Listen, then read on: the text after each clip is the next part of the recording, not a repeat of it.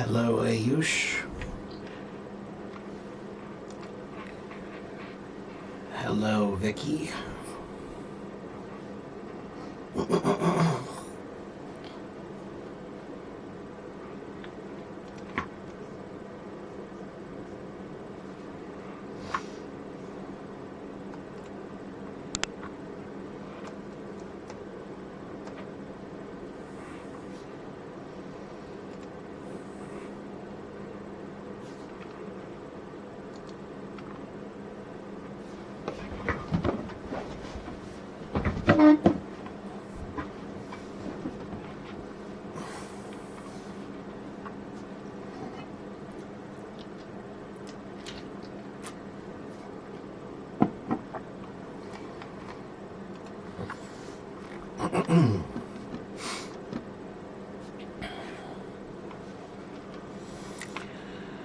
Hello, Nora.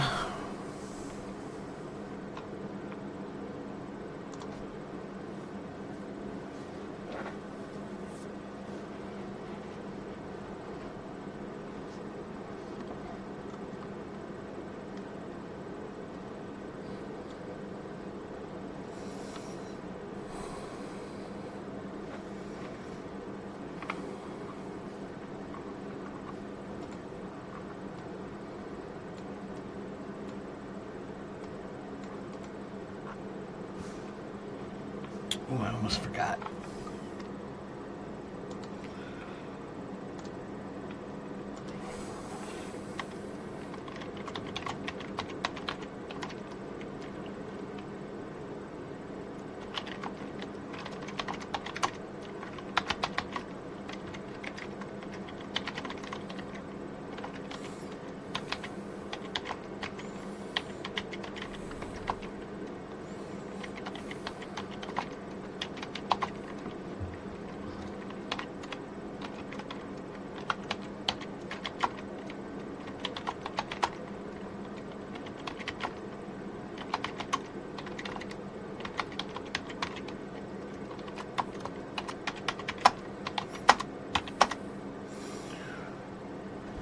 What's that called?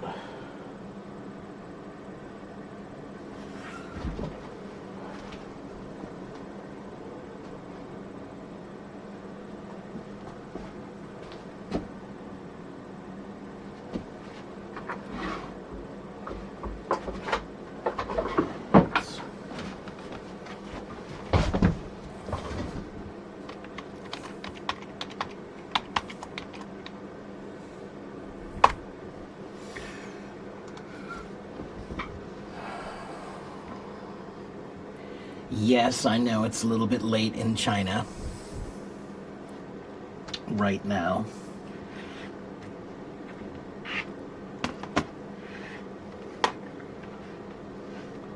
Right now it's 13 hours difference between here and China, but in a couple of months it will switch back to 12 hours difference, and so it won't be so late when I'm on.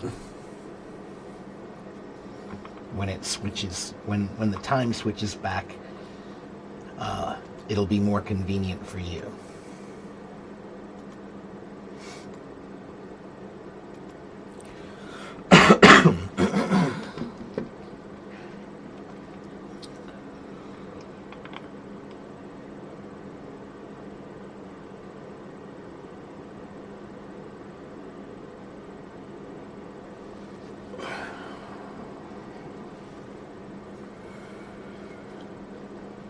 I'm fine, Islam. Hello, how are you?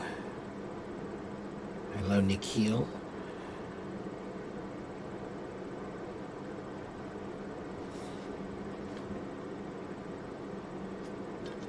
Questions as always. Kind of, yeah.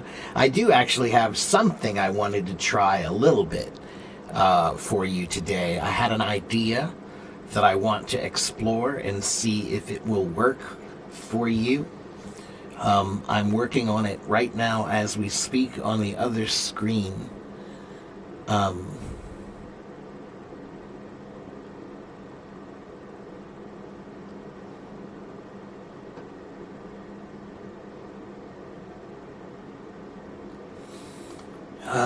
let's see.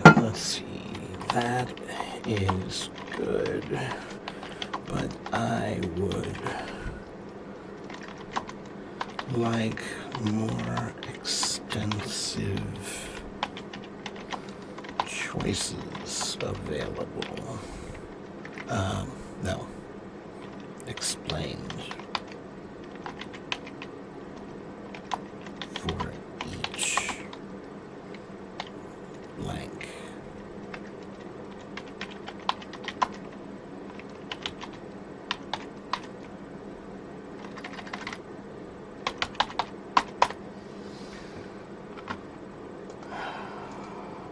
Islam, you're too nice, man. I don't do anything, man. Be yourself. Don't care about looks. That's all I can say I do.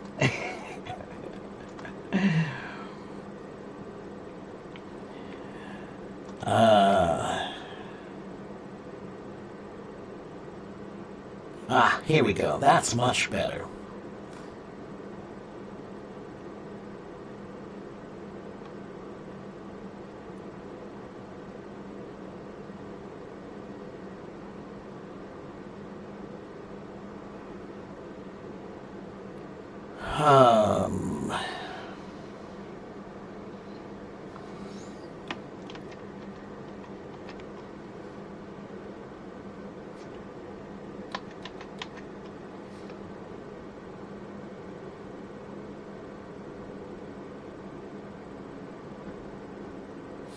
All right, so I want to show you this idea that I had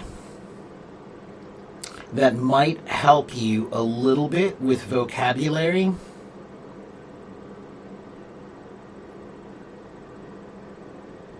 So what I decided to do was I asked ChatGPT to create 3 small, very short stories, 1 beginner, 1 intermediate, and 1 advanced. But in the stories, each sentence has 1 word that is blank. It's missing a word, right? It doesn't have the word there. And you have to choose a possible word that could work. And you have many choices, all right? And they're all correct, and it will explain how each one is correct, all right? Like what the difference and the meaning is for each one, all right?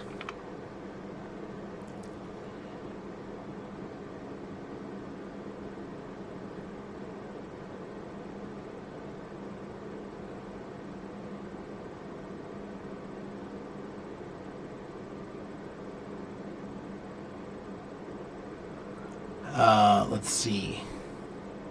Okay, well, good night to you, Nora.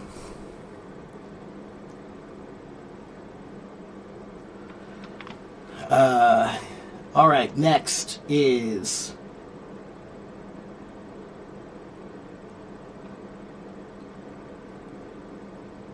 let me show you what I did, what I have done.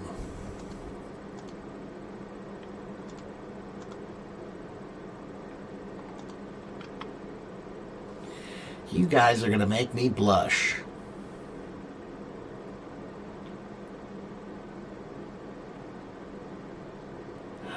Okay, so here's what I did, right? Here's the first beginner story, all right?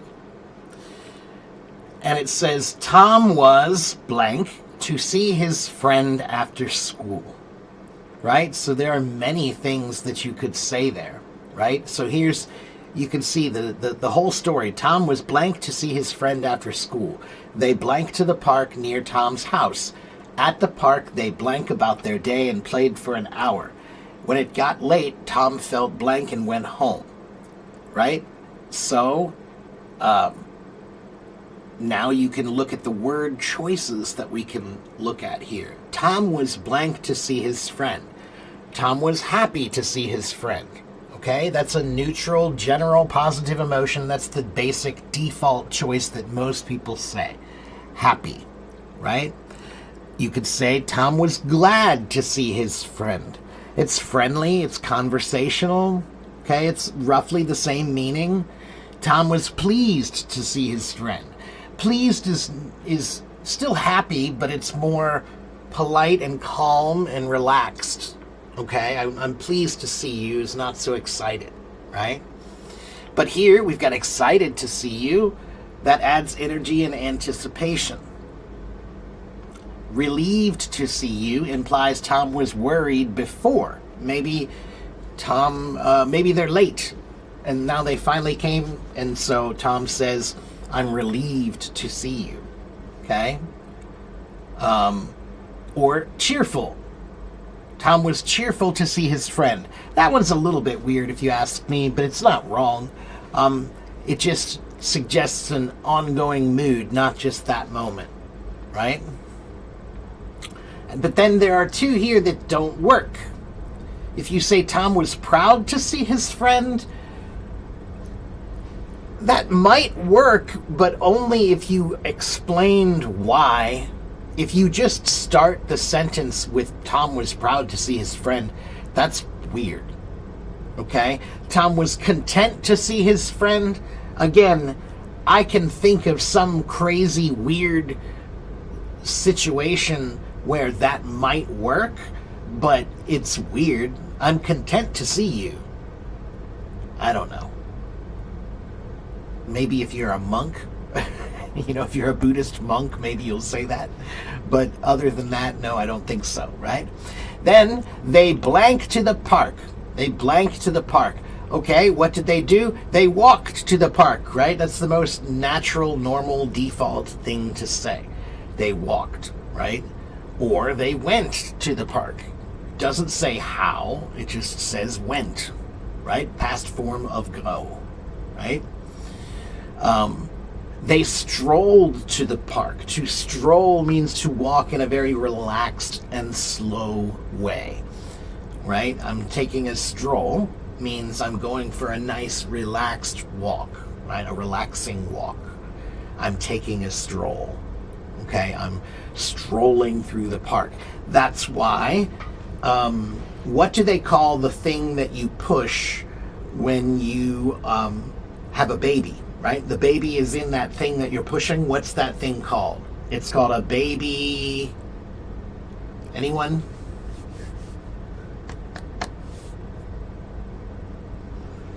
Anyone? What's that called? A baby... Stroller, but 2 L's. That's correct. Yeah, it's called a stroller because you're supposed to walk slowly with the baby, right? So you stroll. Right? So that's why that's called a baby stroller. All right? Then we could say they headed to the park. They headed to the park. To head just means what direction is your head going? That's where I'm going. I'm heading to the park. Okay? Wherever your head is pointed, that's where you're going. Probably. Unless you walk like this all day, If you walk with your head to the side all day, then maybe you won't walk. That's where you're headed. They are headed to the park. Yes, you can. Yeah, they're going to the park. They're headed to the park. That's the same.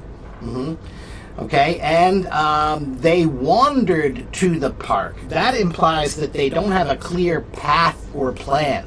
Maybe they're going here first, and then they're going there, then they're going another way. They are not going straight to the park. They're not taking the normal path to the park. They're wandering to the park, which means they will get to the park eventually, but they want to go, they want to see some other things first, or they want to walk around first. Okay, they're wandering. To wander means to walk without any purpose or direction, right? You're not, no destination, right? You're just wandering. You're just walking around. La da da. You're wandering. Okay? But then there are two that don't really work, right? They ran to the park. Okay, why would you just say they ran to the park? Unless you tell them, they ran to the park for exercise, or they ran to the park because of an emergency, right? You wouldn't say ran unless there's a reason to run, usually. right? And then they marched to the park. They marched to the park would be more like, an army, and that's weird. Why would you march to a park? Strange, right? Then, sentence 3, they blank about their day. They blank about their day. So what did they do? They talked about their day. They talked about their day, right? And you could say they chatted. To chat, to have a friendly conversation, to chat. Okay? They talked, they chatted. Chat is informal, it's friendly. Okay? Or you could say they discussed about their day, but that's a little bit more formal and more serious, right? If I say I want to discuss with you about my day, that's a little bit more formal, right? Maybe I'm upset about something, or I need to talk about something serious, okay? And then we have they shared about their day. That's possible, yeah. They shared about their day. It's more emotional and about openness, emotional openness, okay? Or they complained about their day. Maybe they're both talking about how much they don't like their bosses, right? They're complaining somehow, all right? But they argued about their day. Why would you argue with someone else about your day? That doesn't make sense, right? Okay? Can I make it bigger? I can try. Let's see, how much bigger can I make it? That's about as big as I can go, I think.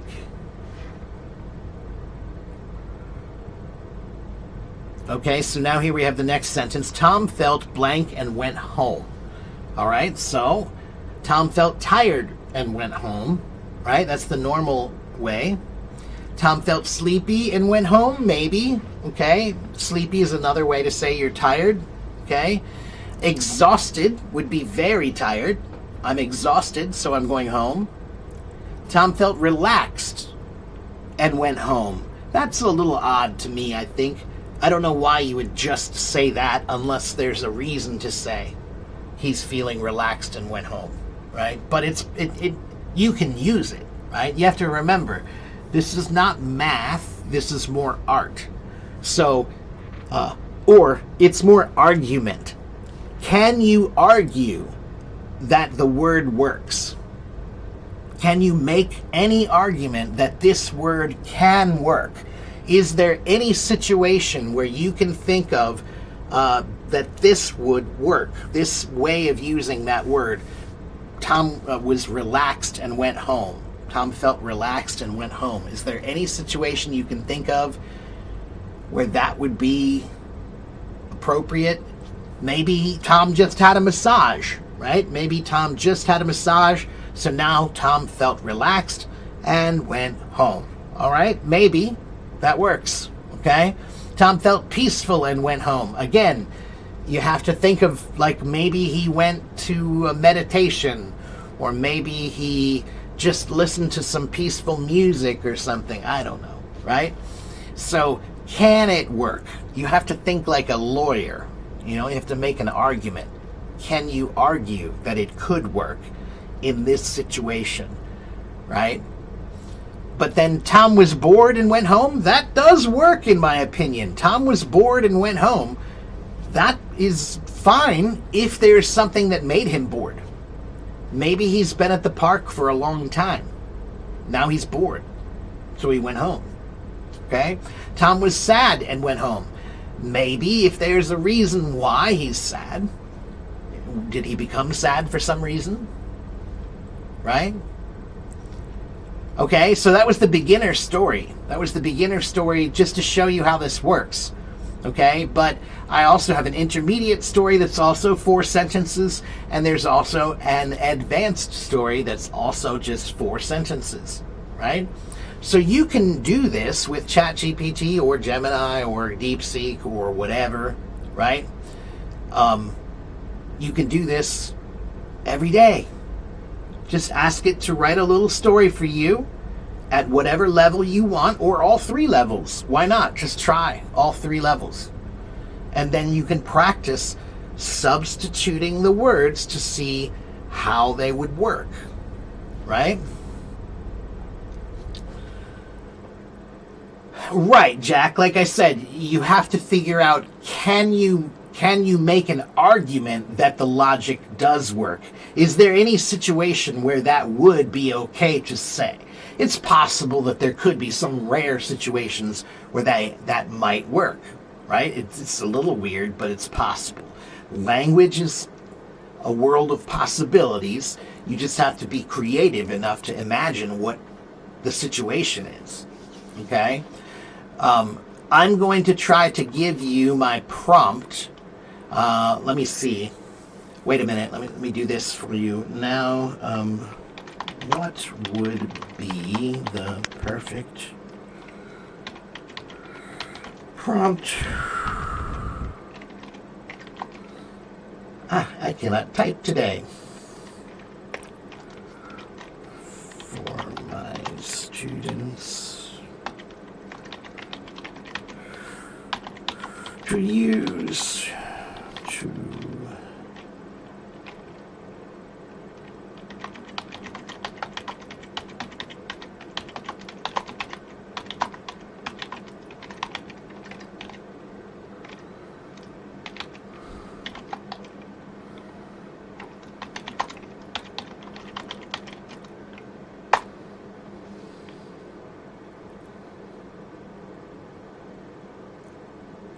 Okay, so here we go.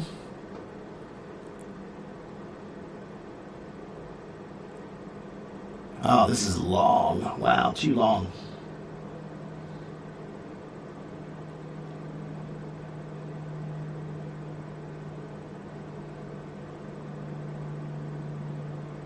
Wait a minute, let me see if I can ask it to make a short one.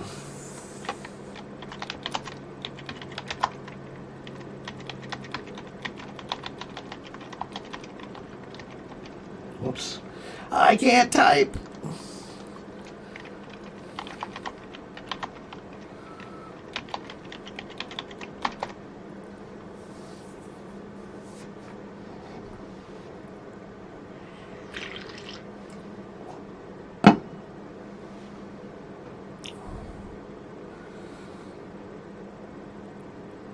Okay, that should work. All right, so take a picture of this. I'll try to copy and paste it into the chat, but it's still long. So take a picture of it first. Can you see all of it? Let me see. Can I get it all in the screen? Let me make it just a little smaller. There. Take a picture of that.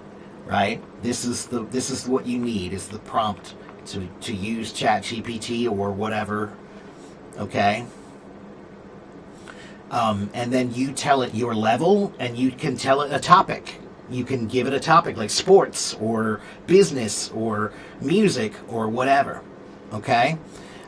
So let me see if I can copy this and paste it here.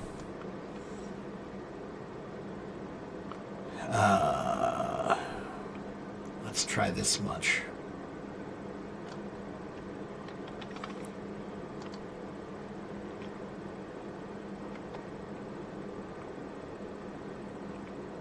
Okay, there's the first couple of sentences.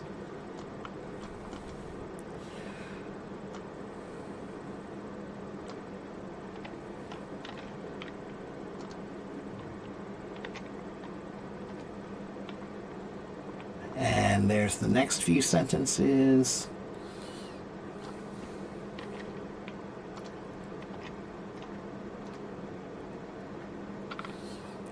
And here's the last part of it. I think I can get that all in. Let's find out. Okay, yeah, so I almost got it all in. Okay. Explaining how each choice, okay, my level, and then the topic, optional. All right, so you can copy and paste those. All right. What does Mad Libs mean, Larry? Mad Libs are these. I will show you Mad Libs.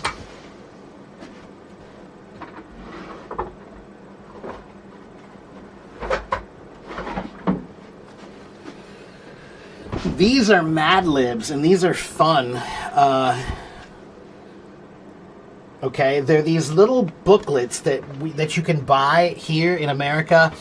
Like, every time my family would go on a vacation or a trip someplace where we need to be in the car for many hours, my parents would buy us some of these. And then we could play in the back seat and use these and keep us busy, right, while we're driving for many hours. And what does a Mad Lib do? Let me see if I can show you a sample. So what you do with a Mad Lib is, first it will give you this. A list, plural, noun, adjective, whoops. Let's see if I can hold that up for you, right? So you have to list one plural noun, one adjective, another plural noun, another adjective, a part of the body, an adverb, a verb ending in ing, two adjectives, a noun, right? So this is first, you just choose random words, anything. Just a noun, could be a rock, a chair, a table, a book, a bed, right? Anything that's a noun, right? An adjective, big, small, tall, right? Then they give you a story. And the story is where you have to now put in your words, right? So you wrote those words, plural noun. What plural noun did you put in there? So what happens is, because you chose random words, it's funny. It's always weird. It's always weird and funny. And then you can laugh about the weird way that it doesn't make sense. But you can also then play it again and choose the right word. So this is Mad Lib's style. What I did with this story on ChatGPT is the same idea, but instead of choosing a funny word that doesn't work, I'm asking you to try to choose any word that might work. Okay?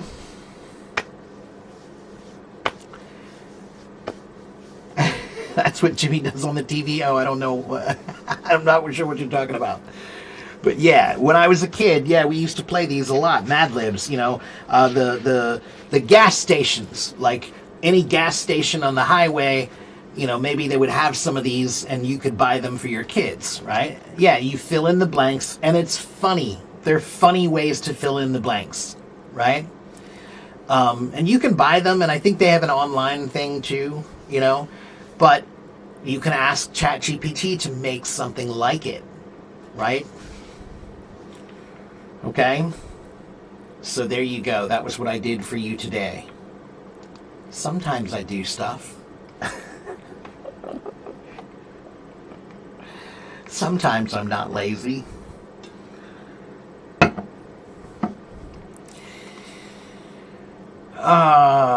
Okay, nobody's there. Okay, did I miss any comments or questions? Hello to everybody who's here.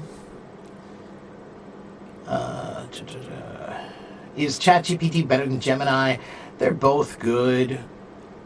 I mean, you know, is this wheel better than that wheel? Do you know what tire is really better for your car? I don't. They're tires. If it fits my car and I can drive with my car, it's fine. So, you know, Chabador. Why can we normally talk of toasting bread and grilling meat, but not grilling bread and toasting meat? You can talk about grilling bread. We do grill bread occasionally. I do it all the time when I make burgers. Every time I make a burger, I take my bun, I spray a little bit of olive oil on it, and I put it on the grill to toast and grill, right? It will toast it a little bit, but it will also put those nice grill marks on the bun. Toasting meat,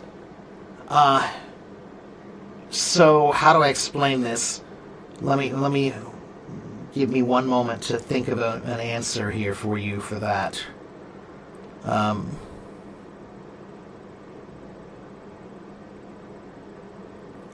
So the word toast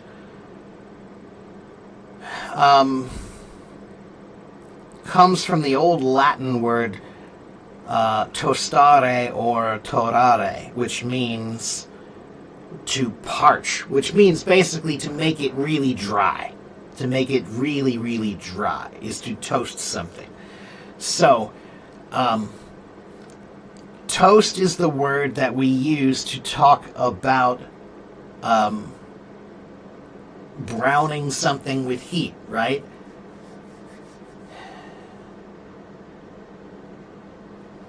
There must be some relation. Let me check this relationship. Wait a minute, please. My brain is doing a little work.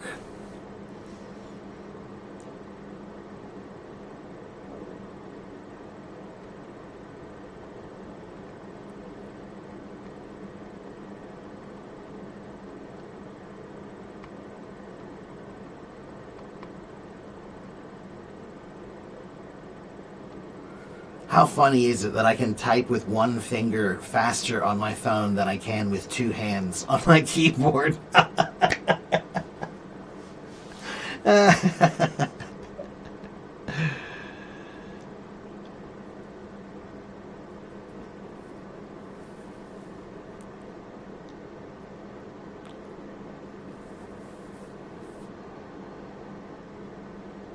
Now, where's roast?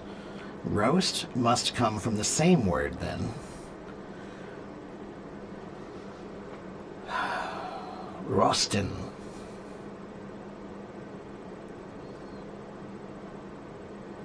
Interesting. So the word toast comes from Latin, and the word roast comes from German. So we have two words that are associated with both.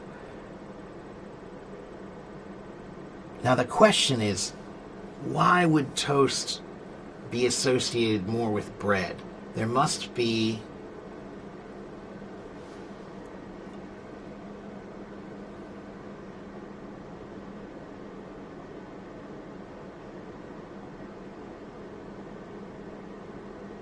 I really like this question, and my brain is really like working, thinking about the history of this. There must be some reasons why. So it began with coffee.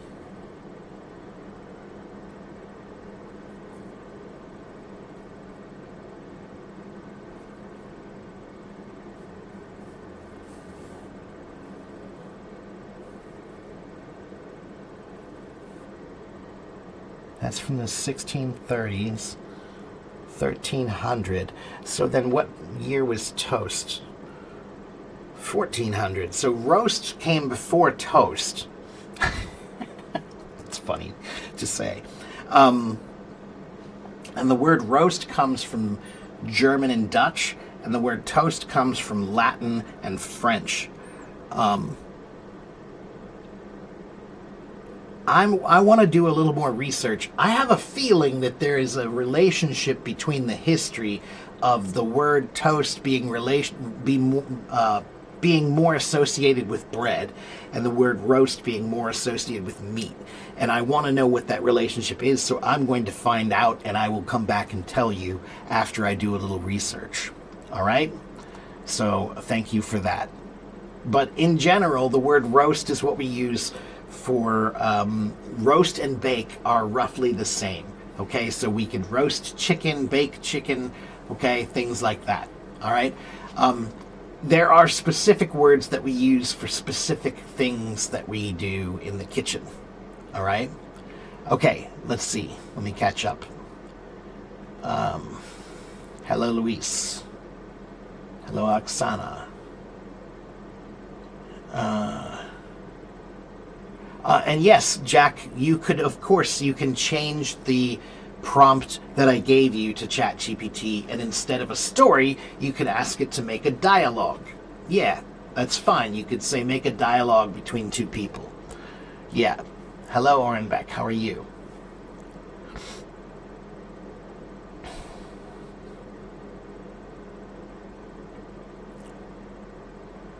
Rayanne, yes, AI is a great way to improve English or any language that you want to do. All right? I use it to help me with my Chinese. I can use it to help me with French or German or Italian or Latin. Okay, it doesn't know everything, but it knows a lot.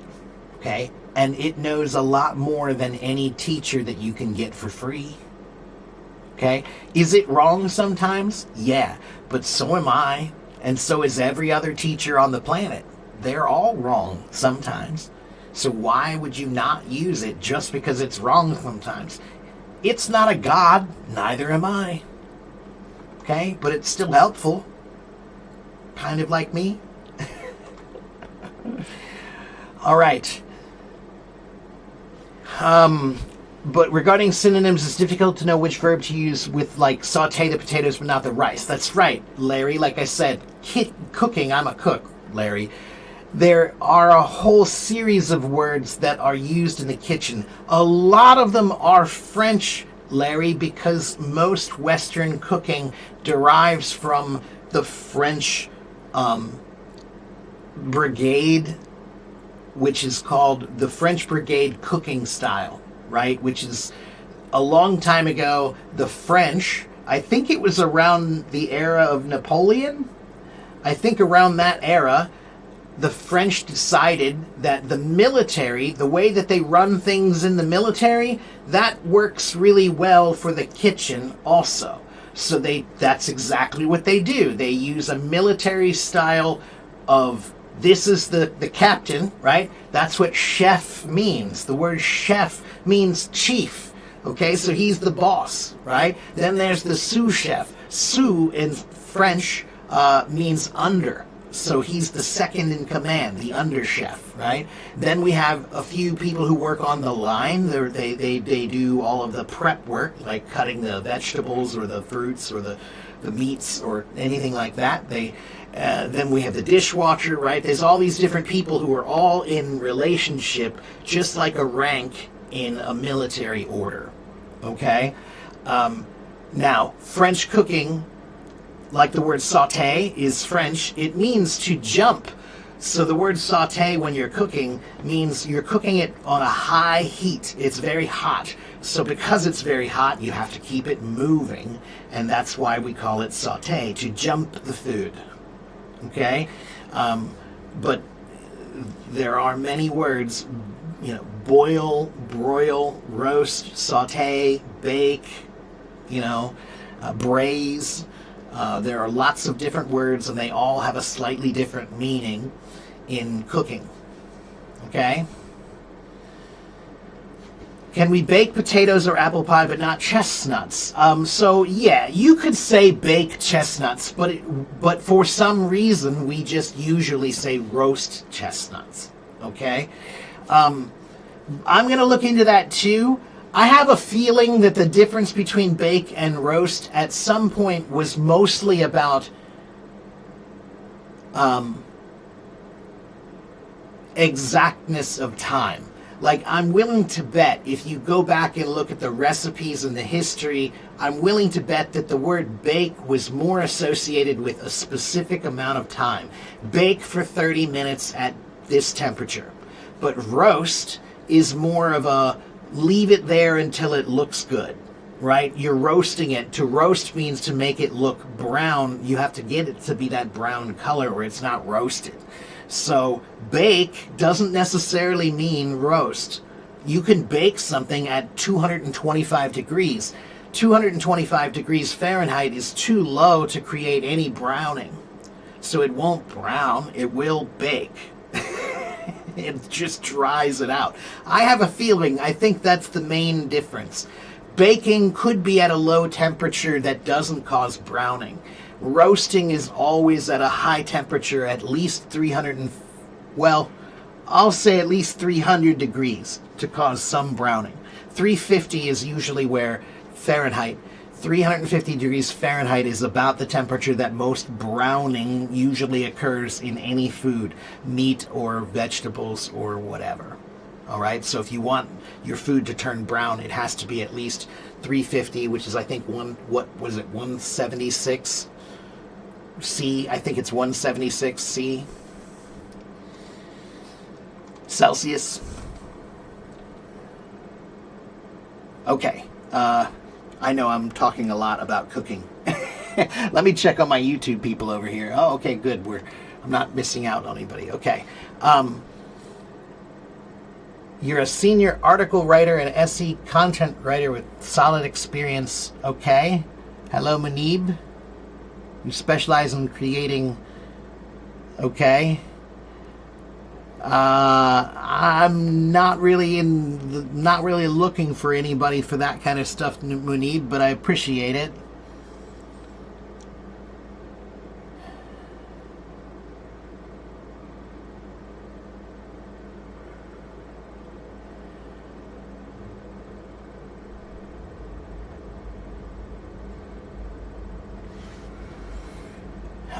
So then you said about the milk looks sour, not bad. You could say both. You could say this milk looks bad. You could say this milk looks sour. Both are fine, Larry. This meat looks bad, not sour. Both are actually fine. You could also say the meat looks sour. It smells off. It smells rotten. It looks rotten. It looks off. It looks bad. All of those are fine, right? The point is communication, Larry. So as long as they understand you, that's fine. And Larry, there will be some people who they use the word off, right? Maybe my grandma would always say, "Oh, this meat looks off," but my father would say, "Oh, that looks bad." But I might say it looks rotten. That's the beauty of language. People like different words, okay?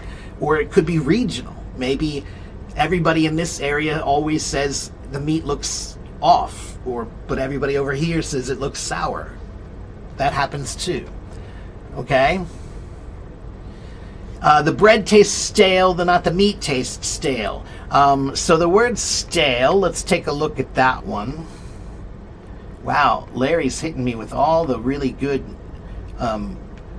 food cooking questions. And you asked the right guy, because I am both an English teacher and a cook, so I can answer these questions. So the word stale is used for bread. It's also used for beer or ale or anything that has bubbles in it. So why is it the word stale?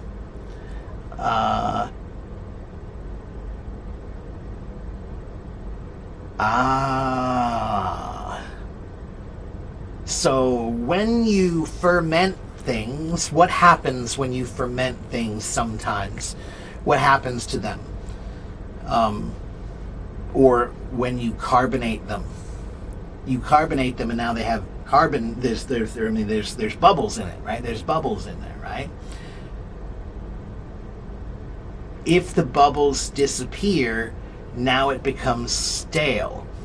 And stale, the word means settled. The original word means settled. That's what the original meaning is. So,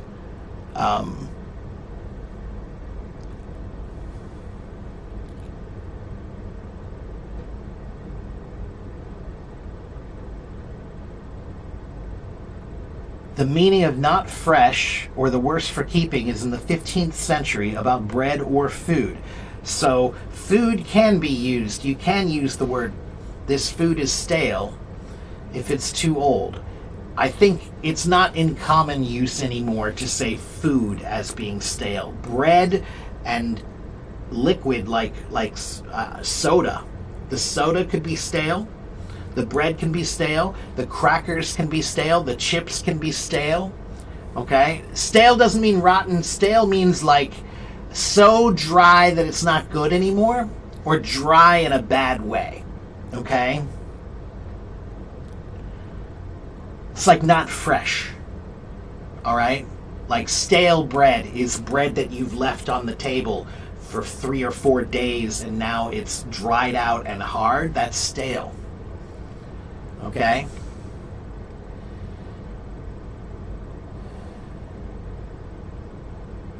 Okay, let me make sure I didn't miss any comments.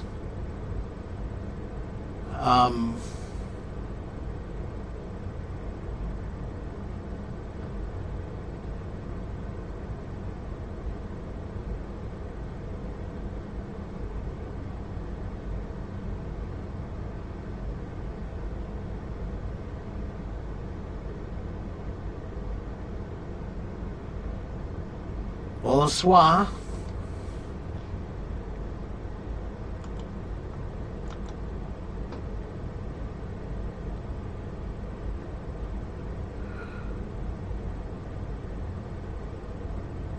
Well, good luck to you, Steve, but we have no work here, just English.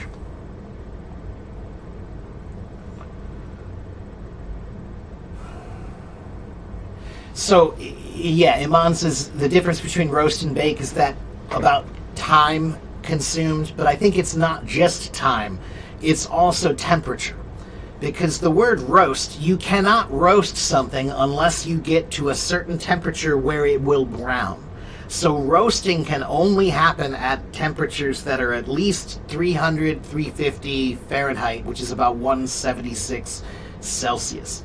Okay? But baking, I could say bake it at,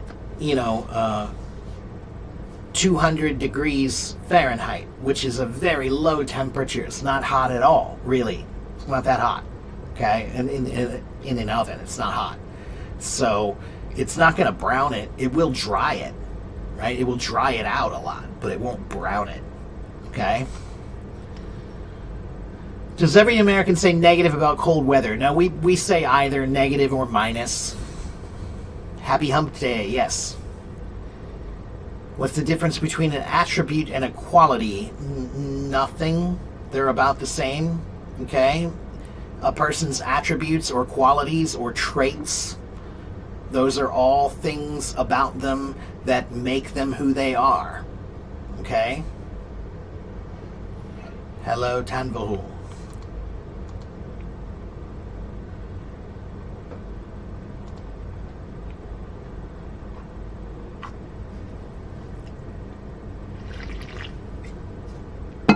Most of the cooking words come from French. A lot of them.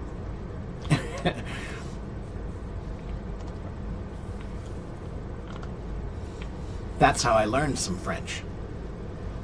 From cooking.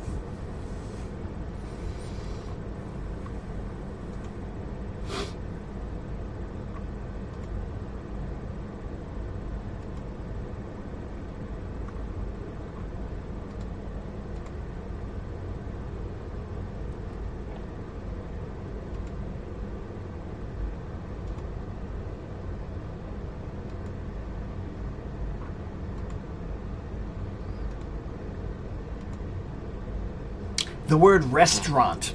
The word restaurant is originally a French word. It comes from the word that means to restore. So a restaurant, the first restaurants were really just somebody's house where they had some food that they would serve to anybody, right? The first bars and the first restaurants were just someone's house where you would come and they had extra food or extra drink that they could sell. And they did. So the word pub, do you guys know what's a pub? What is a pub? P-U-B.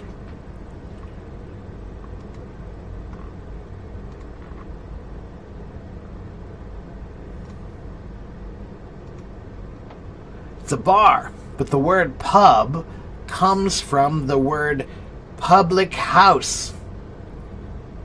Because in like London a long time ago, okay? A long time ago, that's what you did. You went to this public house. It was a pub. They had a sign up that said pub. This is a pub. You can come here and have some food or drink.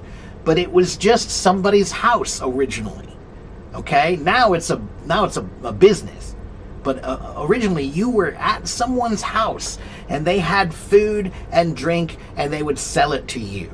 Just to anybody who came, okay?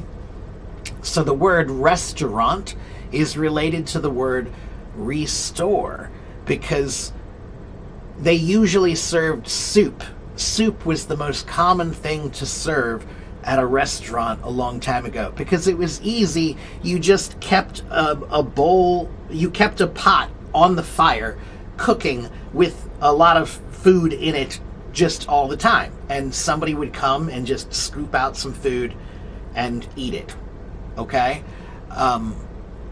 So Yeah, the first restaurants, it was a soup, basically it was like a soup restaurant, and it would restore you. It'd make you feel better, to restore, to make you feel better. So that's what the word restaurant means. A place to restore yourself.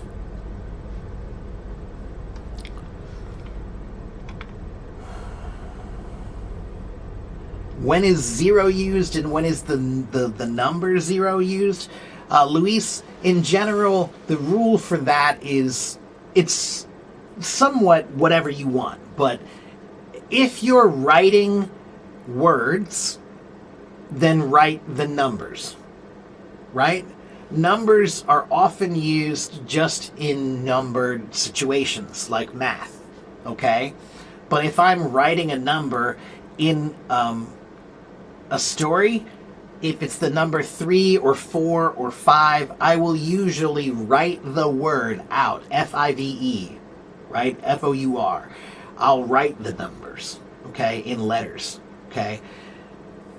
If it's more informal, then maybe I'll just use the numbers, just the single digits, right? But if it's math, then I'll use the numerals, the 0, 1, 2, 3, 4, just the numbers, okay? I hope you understand that. What does prom mean? A prom, Daffy, is a big dance. It's a big party. It's a dance. It's usually they're in high school. Sometimes they have them in colleges, and sometimes they have them in other like junior high stuff. But usually it's high school prom. Okay, and it's just a big dance that you go to. You know, it's a school dance essentially. Okay, and it's the biggest one. All right. Help with the meaning of ad lib. Ad lib means to improvise. Okay? That comes from Latin.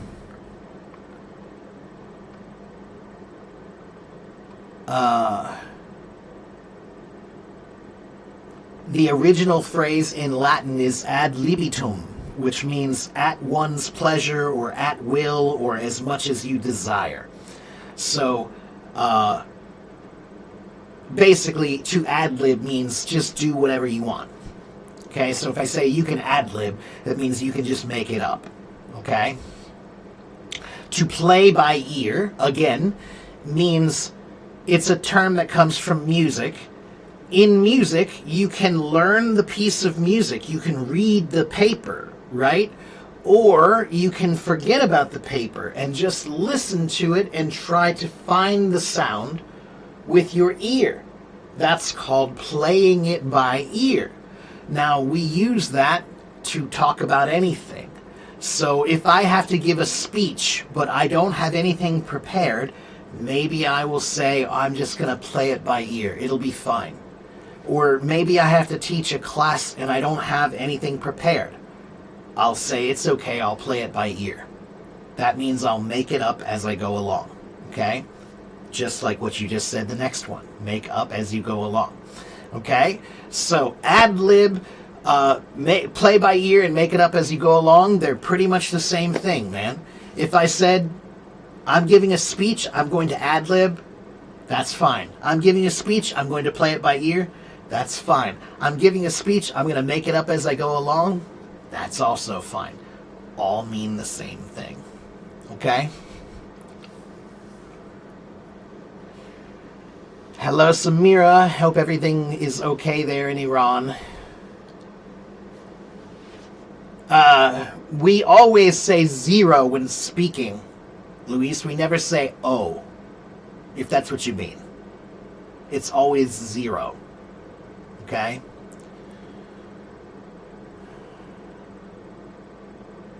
If you hear a person's first name like Smith, would you associate this word to its more general sense as a maker of something? So Larry, first of all, the word Smith is not usually a first name, it's usually a family name, right? A last name. Okay? And the word Smith means somebody who makes something. And that's why it is the most popular name, because we needed a lot of people that made things. So, if your family name is Smith, then that does mean at some point in your family's history, at some point, a long time ago, your family must have been Smiths. They must have made something. Okay? So a lot of names in English, a lot of family names come from jobs. The word painter, it's a job. Cooper, it's a job. Smith, it's a job. Okay? There are so many names that come from jobs. Let's see. Family names that come from jobs. Fletcher. To fletch was to make arrows. To put the feathers on the arrow was to fletch. Those are called the fletchings. So Fletcher. Let me see. Archer, another one. There we go. Last names that come from jobs. Smith was usually a metal worker. A blacksmith is a metal worker, somebody who works with metal. Tailor. The word tailor is somebody who makes clothes, right? So a lot of people are named Taylor because at some point they were tailors, okay? Miller. The word miller, to mill, is to make grain, to produce grain, right? So the process of taking the grain and making it into something you can cook with, that was milling. So that's why there are many millers, okay? Cooper was to make barrels, like for wine, right? The big wooden things that you put the wine in, that's called a barrel. If your job was making a barrel, then you were a cooper. Okay? Baker. A lot of people named Baker. Why are so many people named Baker? Because they used to bake. Okay?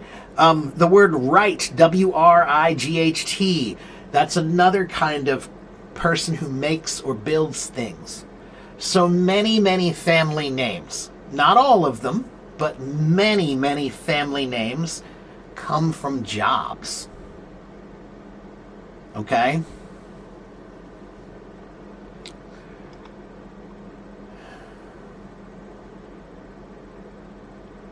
Now, that's so far removed, though, right? Like, if you ask somebody whose name is Smith, oh, were you guys Smiths? They don't know.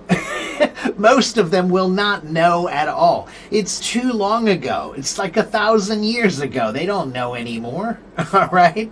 Hundreds of years ago at the very least, okay?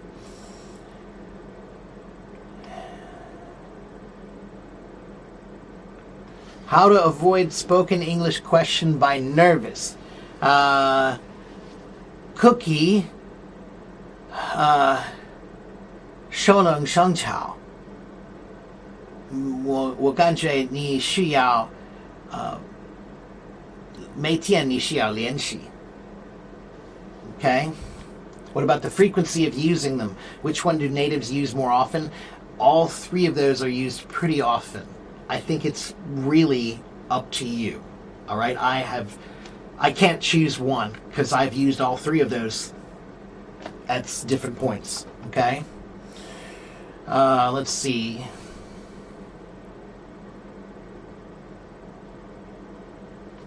So like I said, a lot of people's names, their last name, their family name, their surname,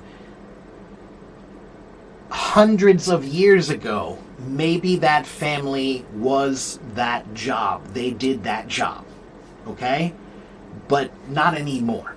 No. I would say 99.99999% of them, no. All right? Now Smith is just a name. Cooper is just a name. Okay? They don't have any relationship to the job anymore. Okay? All right. Do we have any questions?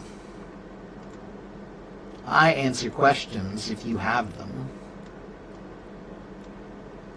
but I can't answer them until you ask them.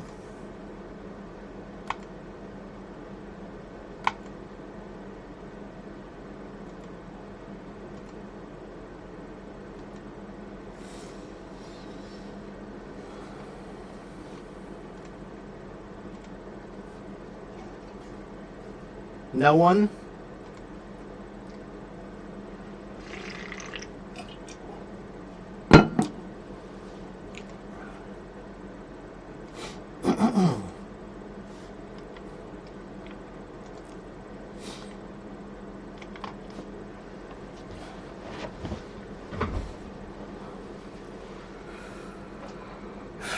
Carter, that's another one. The name Carter, Carter. If your name is, like Nell Carter was a famous singer in America a long time ago. Carter, that was a job. They made wagons. If you made a wagon, then you were a carter. Can I describe a cooking process, please? What kind of cooking process do you want me to describe, Luis? What do you mean? What's the difference between laid off and fired? So fit, I don't know where you heard that one with this, but fit doesn't work. But laid off and fired are pretty much the same thing. If you're fired, it might mean you're done today. You did something really bad, and now you're gone. All right? You're fired. All right? So fired is always more serious. Laid off is usually the term that they use when a company decides, oh, we have too many workers, so we're going to cut down by 10%. Oh, well, you're just part of that 10%. You weren't fired for some reason. There was no reason. You weren't lazy or a bad worker. You got laid off as part of some kind of a company decision, right? So to be fired is to be, you're gone because you did something wrong or badly, or you're not good. To be laid off is usually not because you did anything wrong, okay?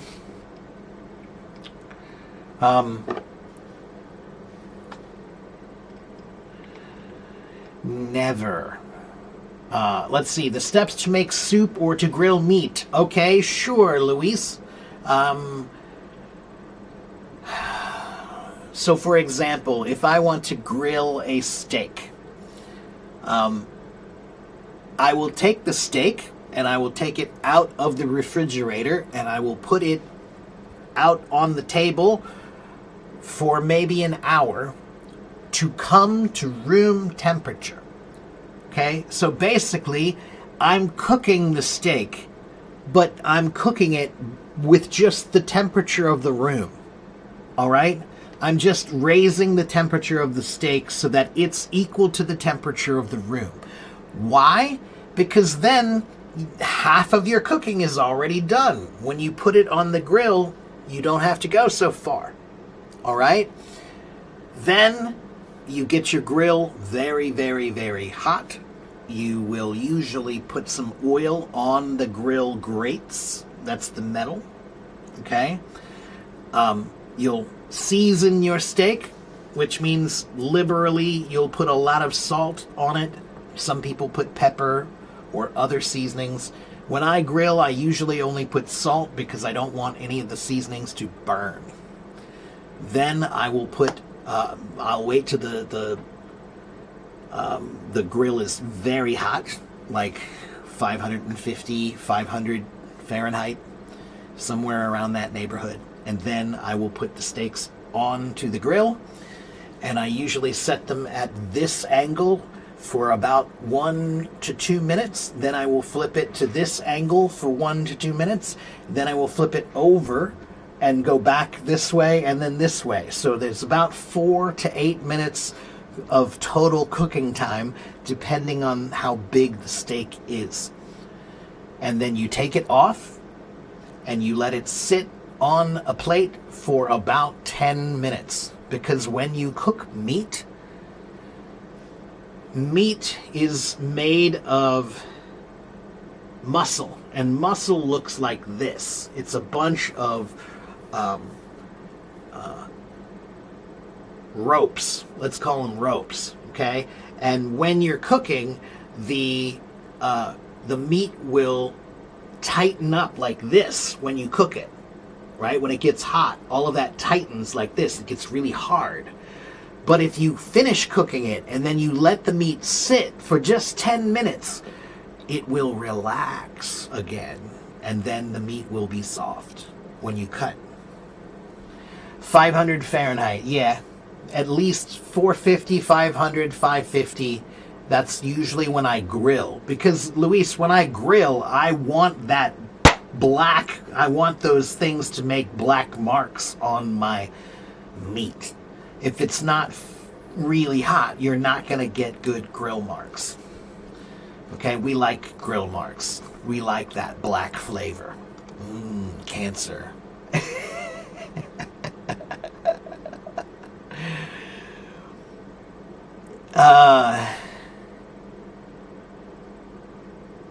What about being made to be redundant? What? What about rancid? Rancid is usually a stronger word, a much stronger word, Larry. So if something is rancid, it's so bad that you can smell it and you can see it. It's obviously bad. Okay? There's no question if something is rancid. If something is a little bit spoiled or off, then it might look fine. It just might smell or taste a little bit bad. But rancid is like, oh no, this is rancid. That's bad. You know it's bad. Okay? And rancid is also used, you're right, Iman, rancid is a word that's also used when we talk about oils or butter. For example, if I have some butter in my refrigerator for too long, maybe the flavor will go bad, or maybe it will take on, it will like suck in the smells of other things around it. So now your butter will taste like whatever food it was around, right? And yeah, when it gets old, we usually say it's rancid. That's correct, Iman. What kind of meat or cut will I use, Luis? My personal favorite cut is, I love a good sirloin or tri-tip. Those are my two favorites. Ribeye is okay also. But, it depends on how you're cooking it, right? If I'm grilling it, then yeah, I like sirloin or tri-tip or ribeye. Those are my three faves. Yeah.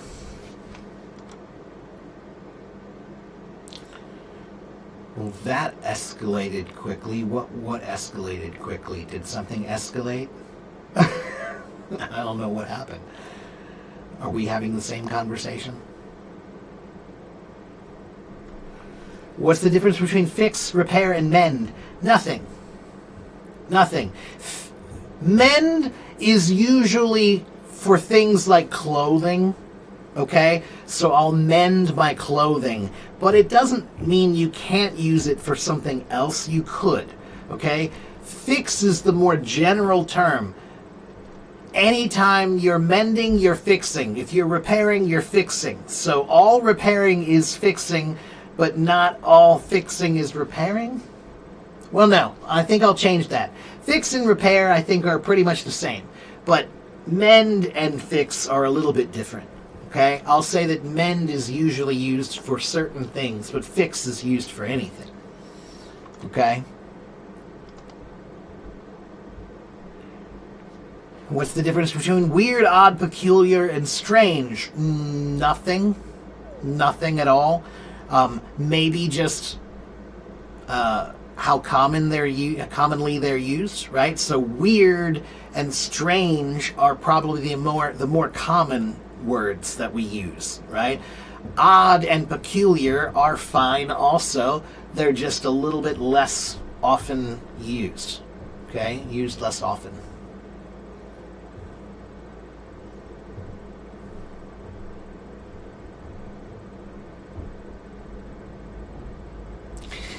Yeah, if someone said he's toasting the chops, the natural reaction is not to try to correct it, but try to find some way that it can make sense. But if someone said toasting the chops, I would probably say, I think you mean roasting. Because roasting is usually the word associated with meat, and chop is a kind of meat, like pork chops. But you're not wrong, Larry. That's part of language, is how good are you at thinking of situations where this might work, right? The logic of it. Can you make it work, right? A lot of language is about how creative you are. Can you imagine that it could work? You know? Perhaps he's putting them in a toasting machine? Possibly. Yeah, you're right. Maybe. It would be very strange, but sure. You're right, Larry. That's right. You're on the right track. You're thinking of it the right way. Can I imagine how that might work? Yeah. Sure. The first hamburgers were done in a toaster. The first hamburgers were cooked like this. They were cooked, it was some chopped meat that was put together, and it was cooked like a toaster. So sure, why not? No joke, that's how the first hamburgers were cooked.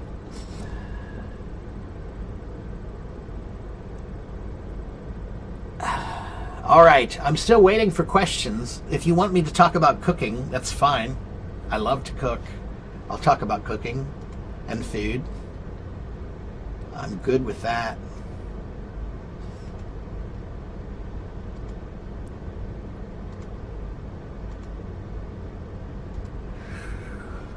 Oh, excuse me.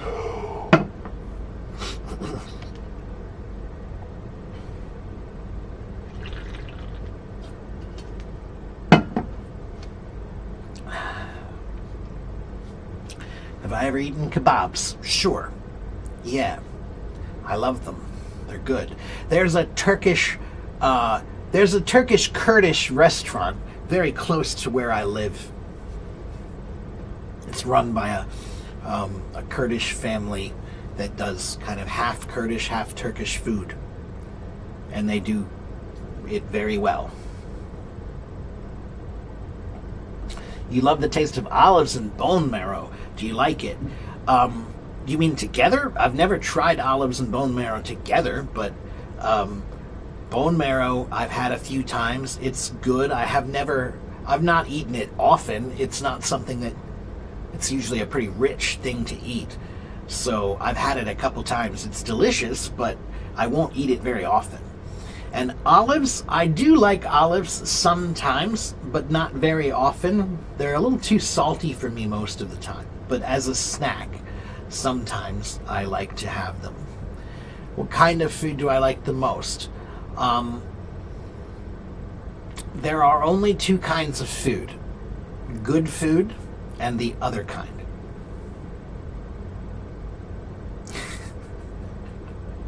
So I like good food.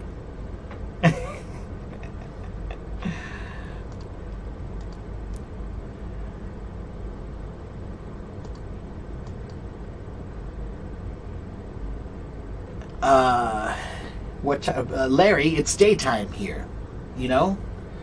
We're on the other side of the planet. So, what time do most Americans go to sleep? That depends on the American, right? Some people, my father usually goes to sleep around 9 or 10, you know?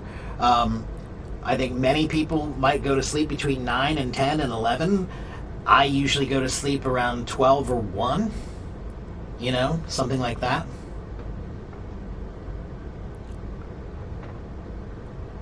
I used to be a very, very late night person.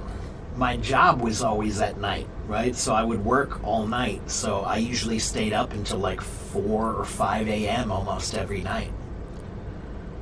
Now I don't. Now I'm usually around 1 in the morning, 12, 1, something like that.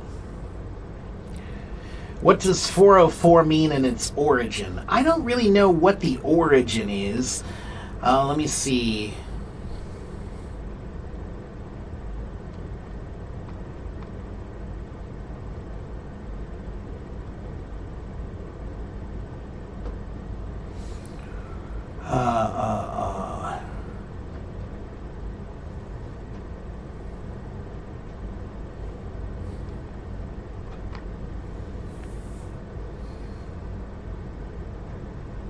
404 is a numerical identifier indicating that the server could not find the specific resource. It's coding. It's coding. 4 means client error, 0 means syntax error, and the other 4 means specific error. So 404 is a meaning. It's a code meaning that means a specific kind of, it can't find what it's looking for. Okay, that's what 404 means. It says the origin. There's a story that a lot of people like to believe that it has to do with something with CERN and the 404 room number, but no.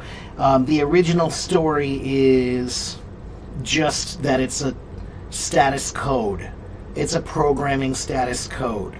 The 400 range was simply designated for client errors. So all of the errors are 400 something.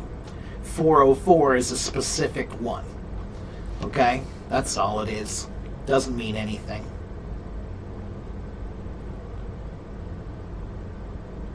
Some serious English learners who I know. Omer, there are lots of serious English learners here. I have 88,000 followers. Anybody who's here regularly is a serious learner.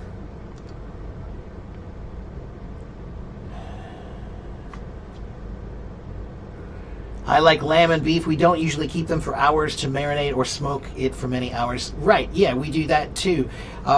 Sometimes we cook our meat, like for example, we have a kind of barbecue in America that we might cook the meat for 24 hours or longer. Maybe longer than 24 hours. But we cook it at a very low temperature, very slow and low with a lot of smoke. Are these sentences in simple future tense or present continuous sense? Let's see.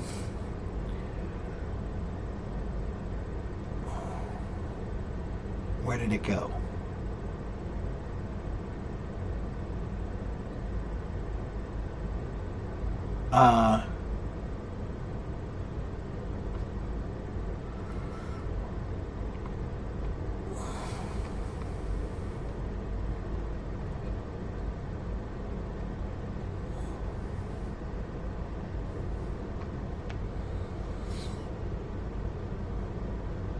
So let's see.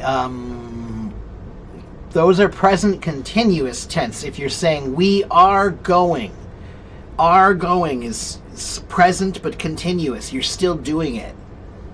We are going. Okay? Simple future would be we will go. Right? Hello, Belen. Big hug. Hello, Waleed. Is there a 404 road? I don't know. Maybe. I don't think it has anything to do with the 404 computer thing. We're in the same boat. What does it mean? Carlos, it means we have the same problem. Okay? So,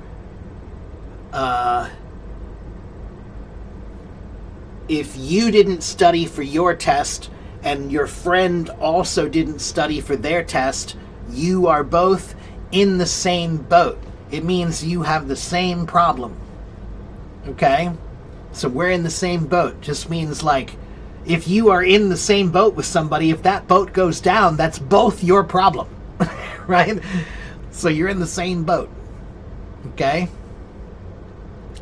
Omer, how long have you been on Hello Talk? How long have you been on Hello Talk?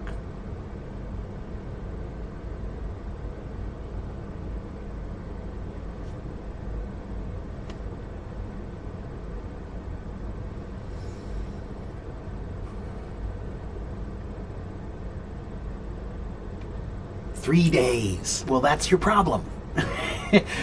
Omer, do you go fishing, Omer? Have you ever gone fishing before? Do you like to go fishing? Do you know about fishing?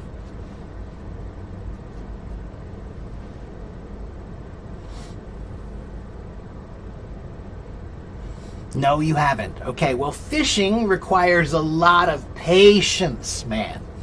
Patience, patience, patience. Sometimes when I go fishing, I'm out there for many, many hours, and I throw it out and nothing. And I throw it out and nothing. And I throw it out and nothing. And I throw it out again and nothing. Maybe after I throw it 50 times, maybe I get one fish. But that fish is too small. I got to throw that one back. And now I got to try again. Throw it out, try again. No. Throw it out, try again. No. This is like Hello Talk, okay? If you talk to 50 people, 5 of them might reply to you.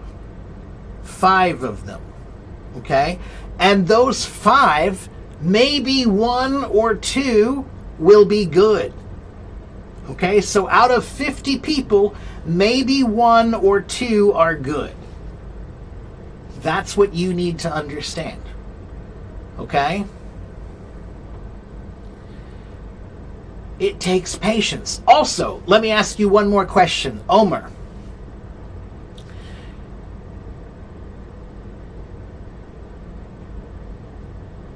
Is your friend, can you think of your best friend? Your best friend, is that valuable to you? Is your best friend very valuable to you?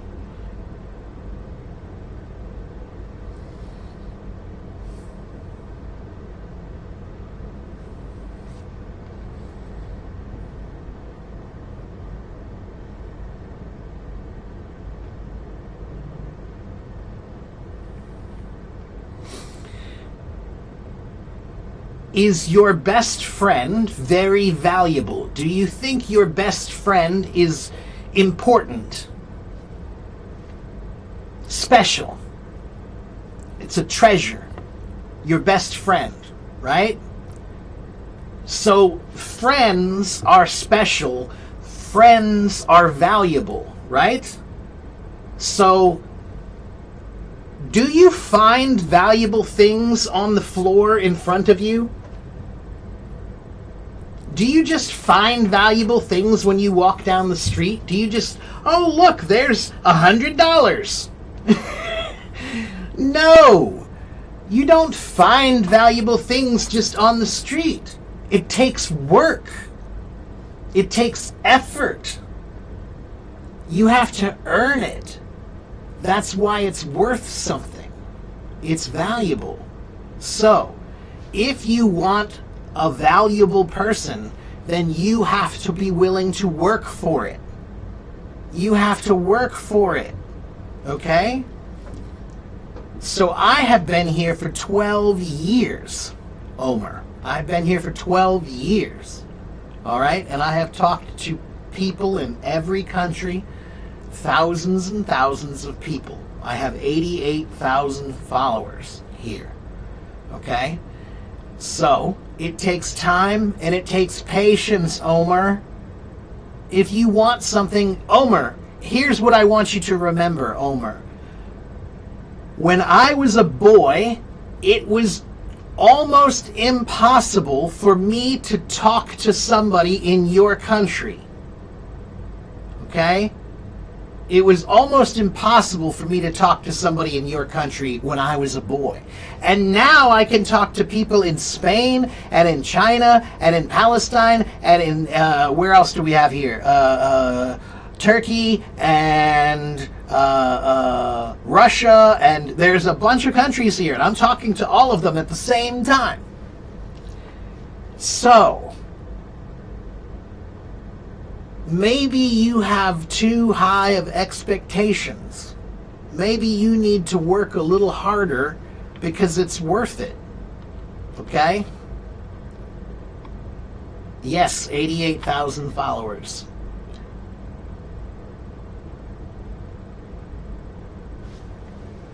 You think one reason nobody replies to you is because of your profile photo? Most people in America probably think it's a scam. Larry, I think you probably could get a lot of people to talk to you because your English is really quite good. So if you were to write somebody regularly and they see that you speak well, you're more likely to get an answer. And the reason why is because you don't need basic help. you need help with like advanced things like you're asking me. But actually, most Americans, regular people, they can't answer the basic questions. They don't know the answers anymore. They don't remember the answers to the basic questions. But they can answer most of these questions that you're asking, these advanced questions. They can help you with that. But you have to make sure they know that you're that level. If they think you're that level, they'll think, oh, that's easy, I can help him. If they think you're a beginner, most people can't help a beginner. They don't know how to help a beginner. Okay, they're too scared to help a beginner. All right?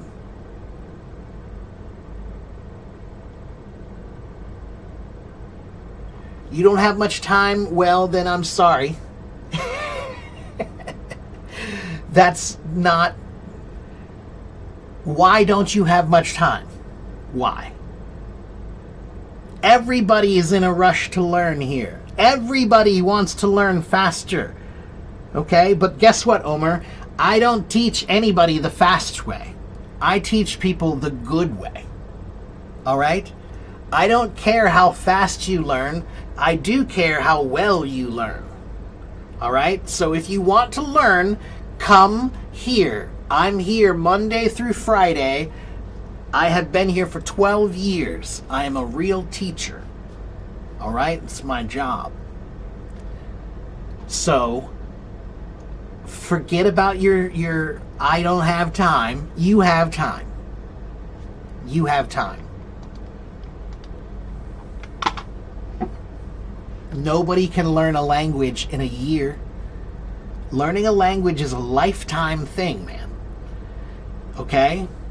There's no such thing as getting there faster, because you can't finish.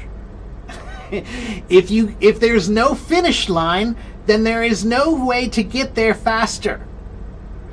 All right?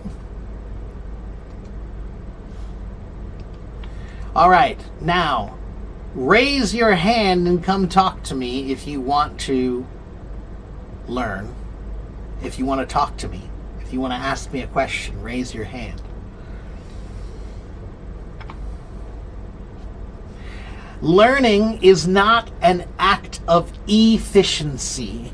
Learning is an act of proficiency. You're not trying to get there faster. You're trying to get there and know everything.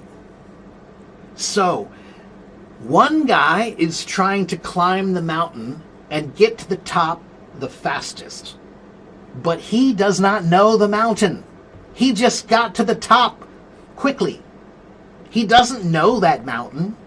But the other guy is trying to know the mountain. He's not trying to get to the top the fastest. He's trying to know the entire mountain. All right? That's the difference between real learning and pretending to learn. Okay?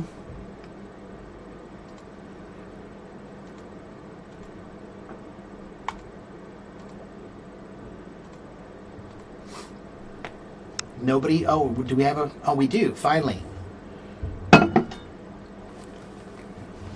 Is that Rayan? Why did I can't read the name now suddenly? I don't know why.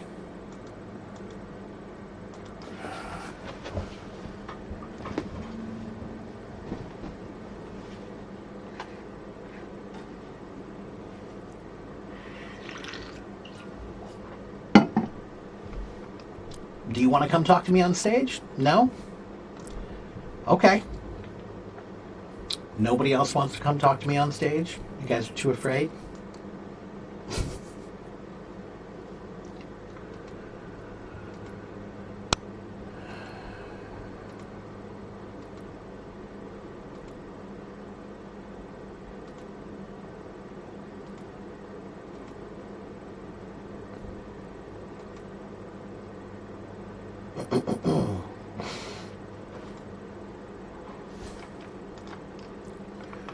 There we go. Now we have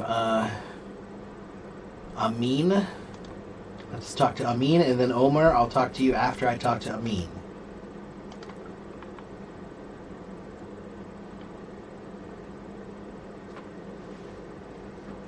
Hello, Amin. How are you? I'm great. Good. What about you? I'm pretty good. Am I saying your name correctly? Yeah, yeah, it's Amin, yeah, like Okay, that. good. All right, Like awesome. that. And you're in France? Where are you, in Paris or where? No, no, now I'm in Tunisia, Oh, okay, cool. All but right. but I'm And are you in Tunis then, or another city? no, not Tunis, but I'm at Jerba Djerba. in Okay. south of Tunisia. Okay, great. And what can I do for you Yeah, today? How can I help you? really, I'm here I for improving my English because my English it's I don't speak very well English, and I'm here. I download this app to yeah to improving my English, my skills, my yeah. Okay, so tell me what's the biggest problem that you have with English? Yeah, my problem is when I speak with someone, I don't have many expression and vocabularies to I have only simple or basic conversation, and sometimes I forget the word. I do many mistakes when I speak. So Yeah, your native language is Arabic, and you also speak French. exactly. Yeah, Okay, exactly. so I speak French fluently. Yeah. which language do you usually think in? Arabic or French? Uh, When you're thinking. French. French. You usually think in French. French. Okay. All Yeah, right. So this is important. But you can exactly. think in Arabic, though, right? You can think in Arabic, right? Okay. Yes, yeah, So, yes, but yes. now here's my next question. Can you think in English like you can Okay. think in French or Arabic?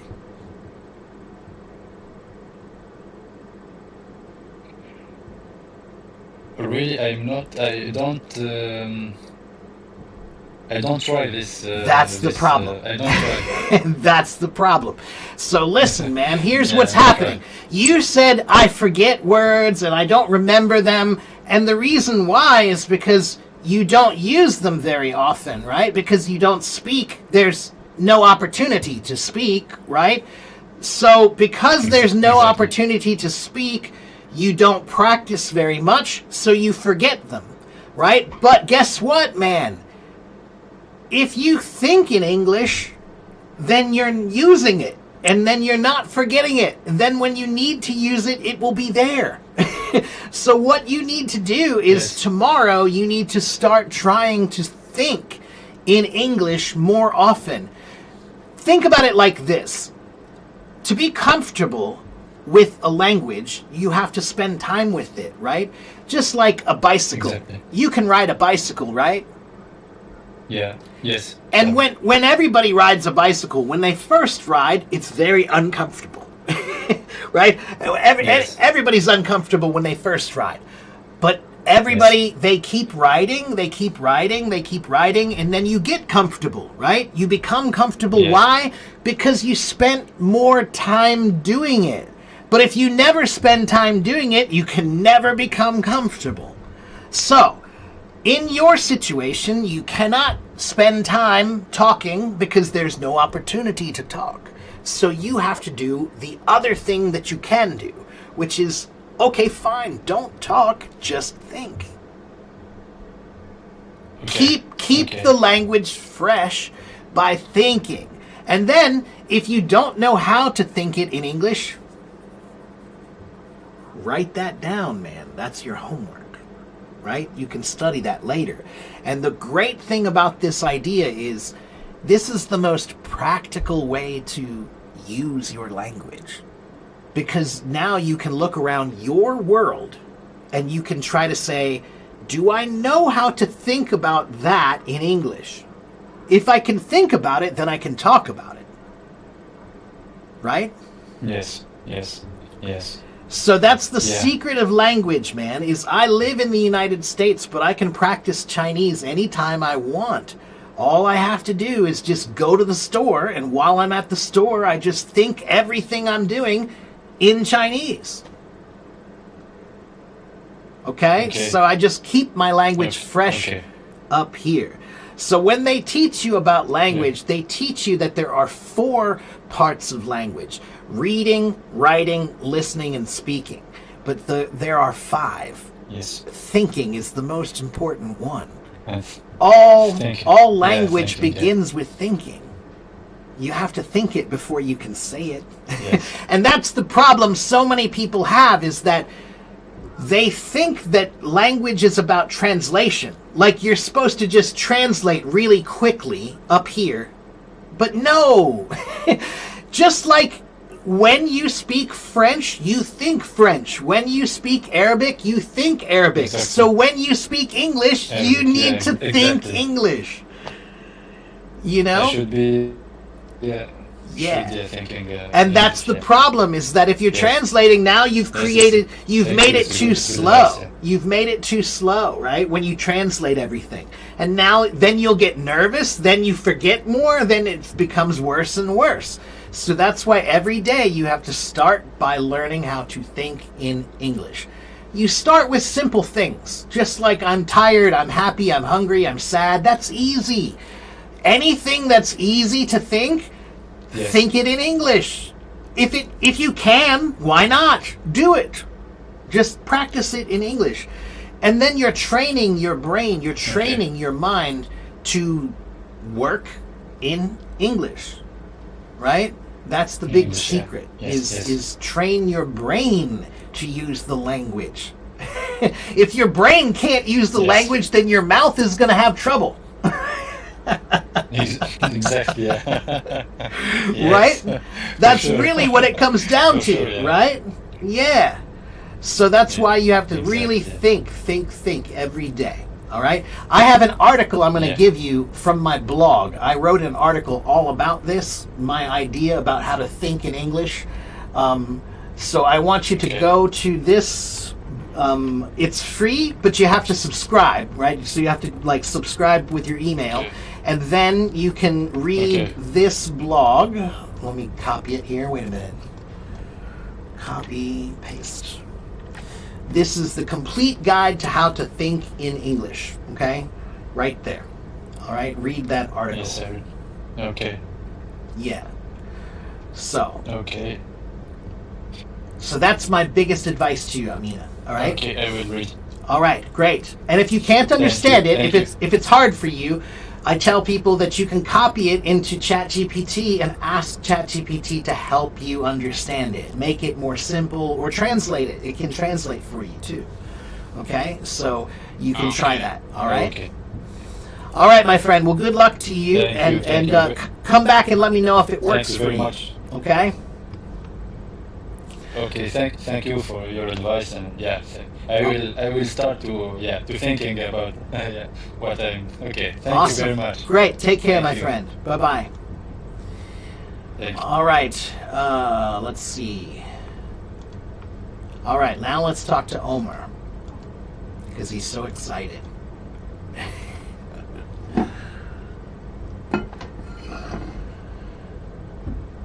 Hello, Omar. Hello. How are you? How are you?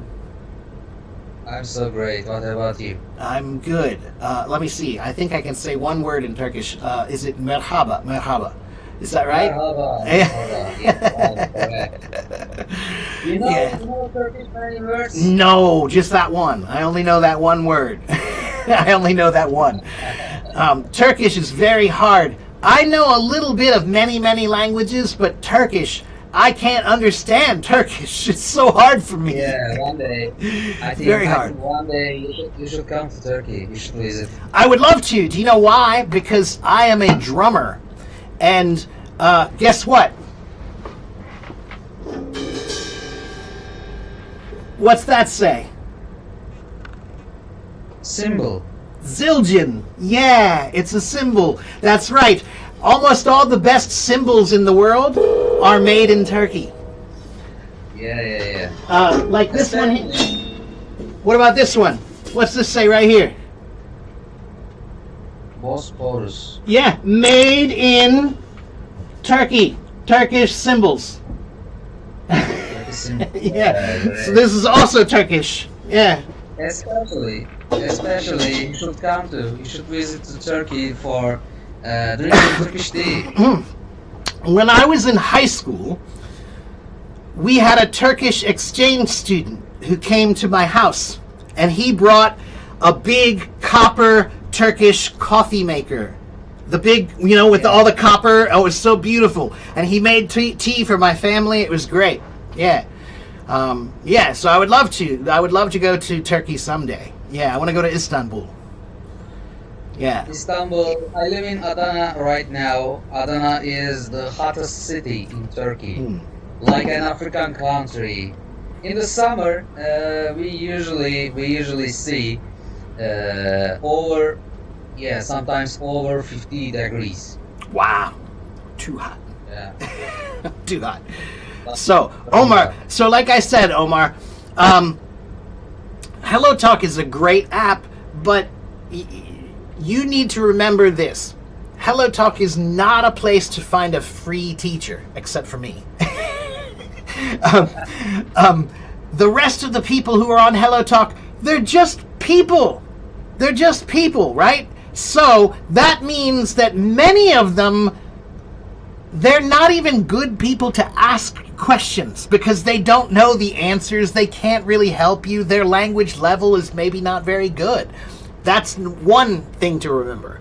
Some people will not help you because they don't think they can, right? So there's one. Then you also need to remember that if you want someone to help you, first they need to know you. Yeah, we can meet. If I come to Turkey and I just walk up to you and say, "Hey, will you teach me Turkish?" You're going to be like, "I don't know you. Who are you, man? What are you doing?" Right? But that's what people do on HelloTalk. They just wave and say, "Hey, will you teach me English? Hey, will you teach me English?" But no, that's not how it works. What it does, if you want someone to help you, the first thing you need to do is just start talking to them like a friend.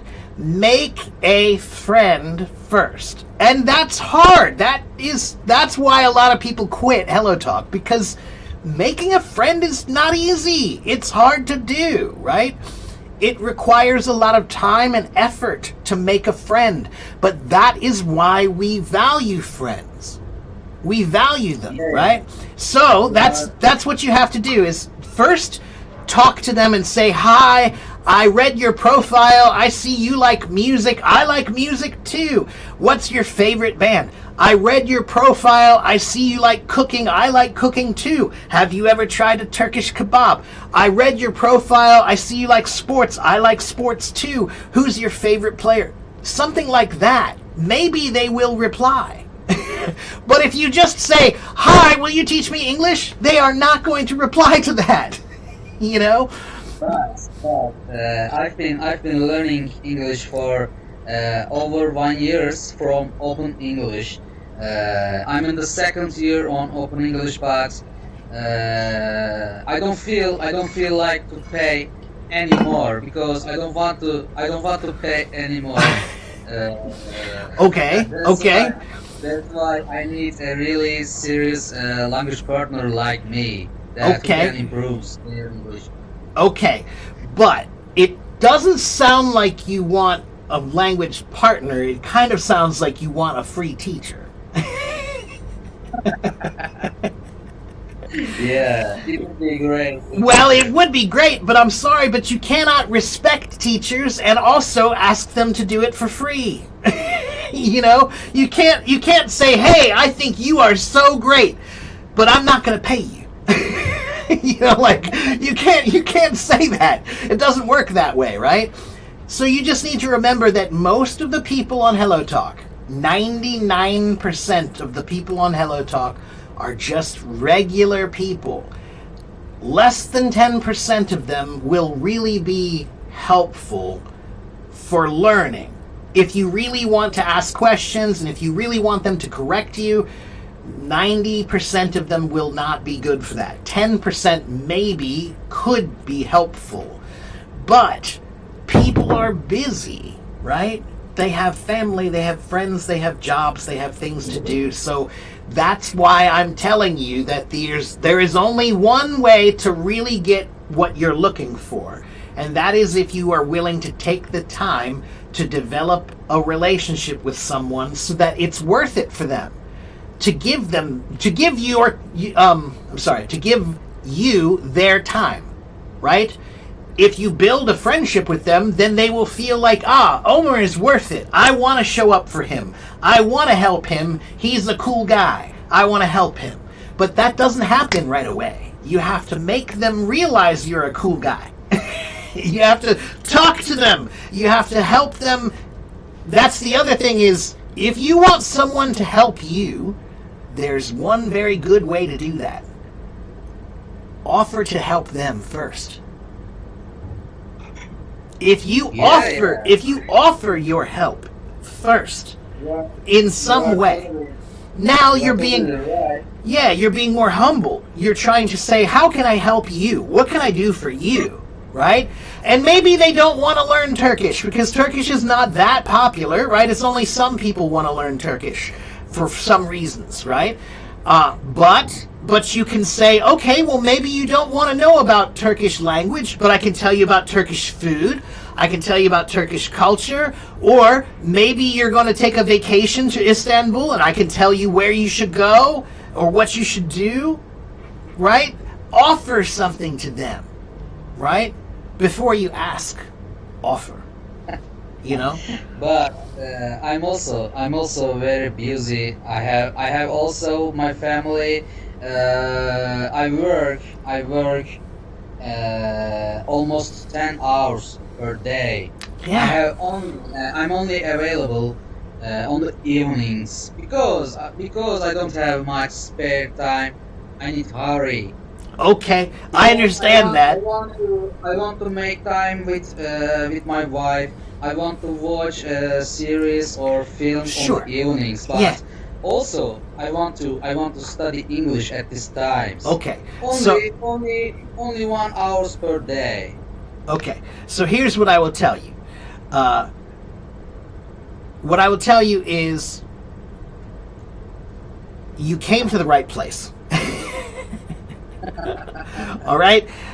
I am a real teacher and I'm here around this time. That's your evening time. This is when I'm usually here, is around the morning, and my time is your evening. So that's good. That means that you can watch me here, okay? And I have about 88,000 followers. That means that every time I'm here, there are people asking me questions about reading, writing, listening, speaking, grammar, vocabulary, pronunciation, all of it. And I have answered all of them. Okay? If I can answer it, I will. If I can't, I'll tell you I don't know. Or I will try to go find out later and come back and tell you, you know? But I've been here for a long time, and my methods, the things that I teach, are for people like you. Adults that are busy, and you need to learn how to learn a new way. You cannot learn the same way you did when you were a child where, I can study for 2 hours every night. No. You can't do that anymore when you're an adult. Nobody can do it that way. So you have to find other ways to study. So what I tell everybody is you should have 3 ways to study anything. Whatever you want to study. If you're studying math, science, history, English, Chinese, whatever. When you're an adult, you can't just study 1 hour a night or whatever. So here's what I want you to do. I want you to have 3 ways to study. Short, medium, and long. Short is 5 minutes, 2 minutes, just very quickly, right?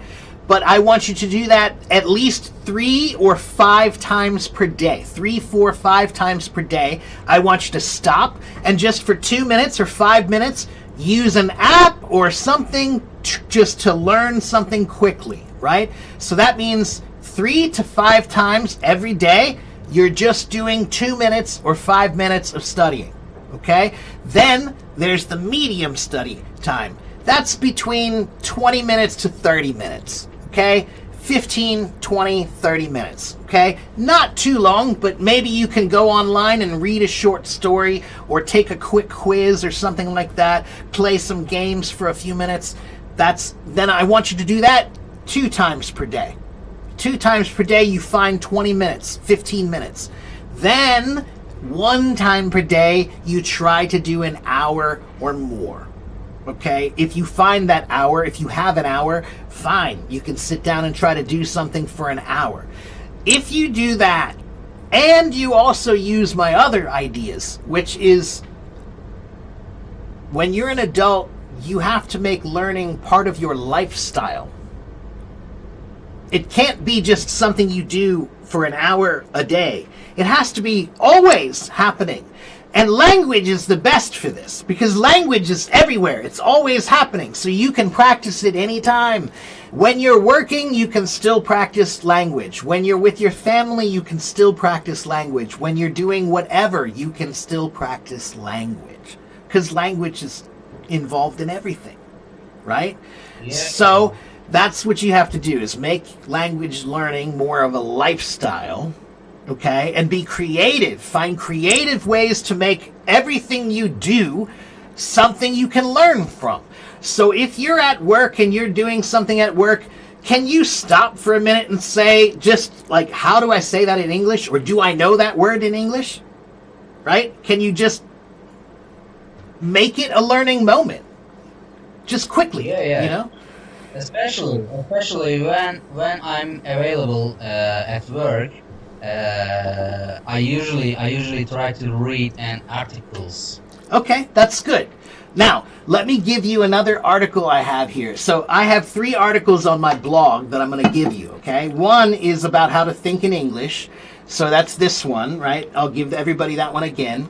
This is the blog about thinking in English. But I also have another one here. This is about the 8 parts of language. There are 8 different parts of language that you need to think about. This one here. So what are the 8 parts of language? They are reading, writing, listening, and speaking. We all know those. And then I just talked about thinking. Thinking is so important. Then there are 3 more: grammar, vocabulary, and pronunciation. So those are the 8 parts of language, and you need to think about a plan for each of those parts. If you have a plan for all of them, you'll be fine. All right? But you just have to think about a plan for each of them. And one more thing. If you didn't write it down, it doesn't exist.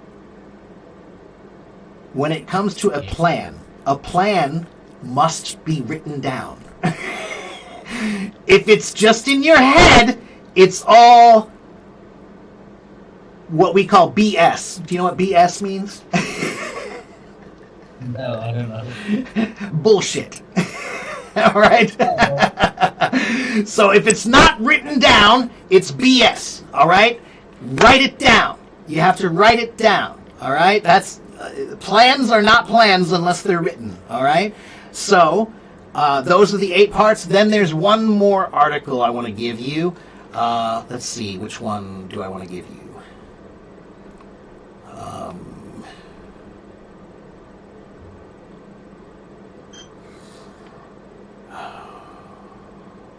This one.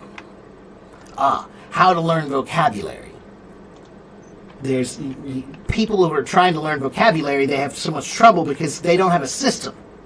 They don't have a system for vocabulary. So that's right. Beep. Yeah, I usually don't say bad words, but in this case I made an exception. So, so there's those 3 articles. One is about how to think in English, my ideas about how to think in the language. The second one is about the 8 parts of language, how you need to know what those 8 parts are so you can study. And then the third one is about just about how you need a system to build vocabulary, right? If you want to learn vocabulary, you can't just memorize. That's a garbage way that doesn't really work. That's why so many people come to me and say, how can I learn vocabulary? Because they're all trying to memorize. And memorizing is literally the worst way to learn anything. So, my article will tell you better ways to learn vocabulary. All right? So, man, what I would say is you're here for day 3. That's good, but that's new. So again, I've been here for 12 years, man. So, Yeah. mhm. Many long time. Yeah, they started the app just maybe about 6 months before I joined. So it's been around. I've been here for that whole time. All right, and again, there are not many teachers on Hello Talk. There are not many people who are very serious about this, but I am. I was the first person they asked to do live streams, and I'm still here. So, yeah, and people come every time. I don't know why people come back and listen every day. So they must think that there's some value. Yeah, because this is my third time on your lesson, on your live lesson, and I really like your accent because you are an understandable. Well, yeah, it's partly because of my accent, and it's partly because I try to speak very clearly. Yeah. It's my job. I'm a teacher. I teach English. It would be bad if I teach something that I'm not good at. because I need you. Well, then come back and watch. So please promise me when you are on the lesson, live lessons, let's meet like this. I can't promise you that every single time, Omar, because I have 88,000 followers and they all want to come on my stage and they all want to talk to me. But actually, I don't usually have people on my stage every live stream because there are too many questions, right? So most of the time when I teach here, it's usually an hour and a half of me just answering questions on the chat without anybody on stage. A couple of times a week, I try to bring some people on stage and answer their questions directly because I like to talk to people, but it's just I have to be fair and I try to teach everybody, right? I'm not trying to help one person, I'm trying to help everybody, right? So I can't promise you every single time, but if you come back, I think you'll find that it's worth it, okay? You'll hear a lot of answers to questions that you want to know the answer to. All right? Yeah, we agree. Okay, great. Thank you. All right. You're welcome, my friend. You're welcome. All right, well, take care, and I will see you then next time, okay, Omar? Okay. All right. Bye-bye, my friend. Bye. Okay, let's see. Did I miss any comments? Do I recommend any games? Sure, I recommend that you go to the website, games2learnenglish.com. It's a free website that has nothing but games. Fun games to play for English. All right, so sure, go there.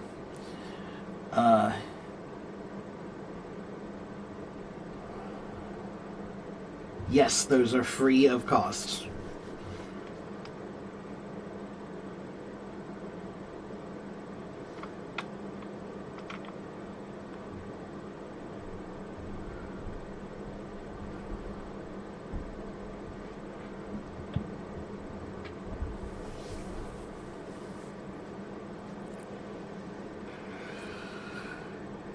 Thank you, Iman. Okay, let me see here. Did I miss anybody over my YouTube? Nope. Okay, good. All right, next in line is Musif. I see Hytham and Nikolai and Cengiz and Lingyun. Can you guys try to wait? Let me get a couple. Let me try to see if I can talk to as many people as I can, all right? But I have to go quickly. So you guys have to make it quick, all right? Hello, Musif. Namaste. Hello, sir. Namaste. How are you? Hi, I'm doing. How are you, sir? Good. I'm doing good. Good. And you're in India, in what city? In Lucknow, the city of Nawab. Oh, okay. All right. And what can I do for you today? How can I help It's you? known as. Sir, I have been trying to speak English since 2-3 months, but I haven't speak very well. Okay. Musif, do you like music? Yeah. Okay. And in India, they have the instrument, the sitar, right? The sitar. You know the sitar? Cigar. Yeah. You know the instrument, the Indian instrument, the sitar, right? Yeah. Yeah? Okay. Now, if I played the sitar for only 3 months, what do you think? Will I be good? Maybe not. No, I will not be good. Musif, learning a language is like learning a musical instrument. So, it takes time, a long time. Okay? You have to be patient. Okay? It's not something you can do in 2 months or 3 months. Learning a language is a lifetime. A lifetime. Okay? So I'm learning Chinese, and when I die, that's the day I'm finished. Okay? So there is no finishing a language, and it's going to take time. All right? For 3 months, 3 months, you're doing really well. You're doing amazing. Okay? So keep trying, but be patient. Okay? Okay. You Thank can you. do it. You can do Thank it. you for Just having me on the stage. you're welcome. You're welcome. Keep working on it. Don't be shy. Remember that shyness is just fear, and you're just learning. Yeah. Don't be afraid. It's just learning. Okay? Okay. All right. So good luck to you, Musif. I'll see you next time then, okay? Sure. Bye-bye. Thank you, sir. You're welcome. Bye. Next person. Let's talk to Hytham was next, I think. It keeps switching the order. That's not... I wonder why they did that. Hello, Hytham. Assalamu alaikum. Can you hear me? Yes, I can. Okay, good, good. And you are in Iraq, right? Yeah, that's right. I'm from Iraq. Are I live you in- Baghdad? The Oh, okay. capital. Okay, great. All right, and what can I do for you today? How can I help you? Yeah. Actually, can you help me with? I want to apply for master degree in English literature. My writing skill is not good. Okay. How should I improve my writing skill? Ooh. Do you have like a plan or something like that? Or give me some tips if you don't mind. Okay, my first tip would be ChatGPT. You should tell ChatGPT exactly what you just told me. You should say, I want to apply for an American Master's English program, but my English writing is not that good. I need to work on it. Can you help me? And it will. You have to just treat ChatGPT like it's a teacher, but you have to tell it how to teach you. Right? So it will teach you brilliantly if you give it the right orders, the right command. All right? But if you just tell it, help me, that's not good enough. Right? Like, help me, I don't know what you need. What help do you need? But if you say, I want to apply for an American Master's program in English, and I know a lot about English, but my writing is not good. I need to work on it. Can you help me? Probably the first thing I would do is you need to tell it, please give me some writing exercises so that I can write something for you so that you can see my writing. So it can analyze your writing. But if you only write 5 sentences, it cannot analyze. That's not enough, right? You need a lot of writing. Then it can look at your writing and say, okay, now I know what your writing looks like now, and here is what we need for a master's program. So now I can try to build a program for you to get to that point, right? So if you tell ChatGPT this, and you say, please give me some writing examples or assignments, sorry, not examples, assignments, so that I can show you my writing. Or maybe you already have some writing that you can just upload and say, here's a paper I wrote. Please look at my paper and analyze my writing and tell me what I need to do better. What's wrong with my writing? How is my writing not at this level, right? That's what you need to do, all right? Because at this level, the only other choice is to get a teacher like me, a real teacher who really knows what to do. And that will cost you some money at that level, to do master's level stuff. Nobody's going to teach you that for free, So ChatGPT would be your best bet. And again, I don't want to hear about how it's not perfect, because when I was a boy, if I wanted to write a paper, I had to go up to my brother. I had an older brother, and in his bedroom, we had a set of encyclopedias. And I had to write all of my papers from just an encyclopedia. And that only had like 10 paragraphs. So if I wanted to know about Iraq, I could read about 10 paragraphs. That's all I knew. But when I was a boy, everybody thought, oh, that is a brilliant source of information. Nobody questioned it. Nobody said there was anything wrong with the encyclopedia just because it wasn't perfect and it didn't have everything. But now, if ChatGPT is wrong at all, they all just say it's terrible. No! But man, it's not a god. It's not a god. Of course it's not right all the time. But guess what? Show me one teacher on this planet who's right all the time. There's no. That's right. Because teachers are not gods. Teachers are guides.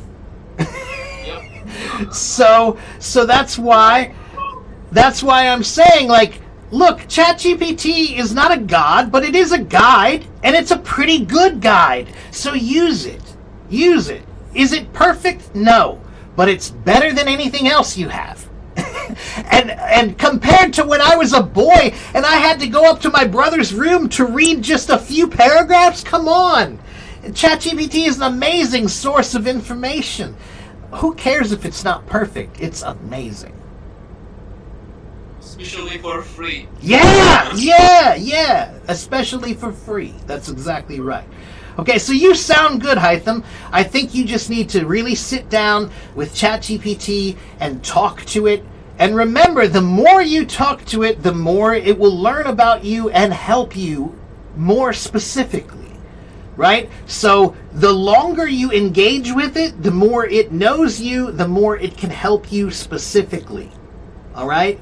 So that's part of it, is just use it, all right? Yeah, I want to take your opinion about something. Okay?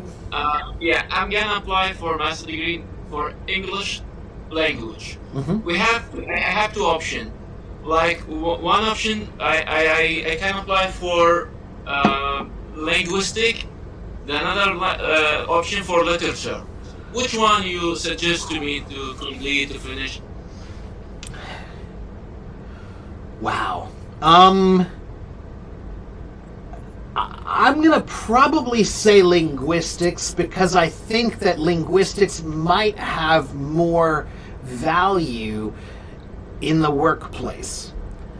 English literature is great. I love English literature, but unless you're going to teach, there's not much you can do with English literature. Right?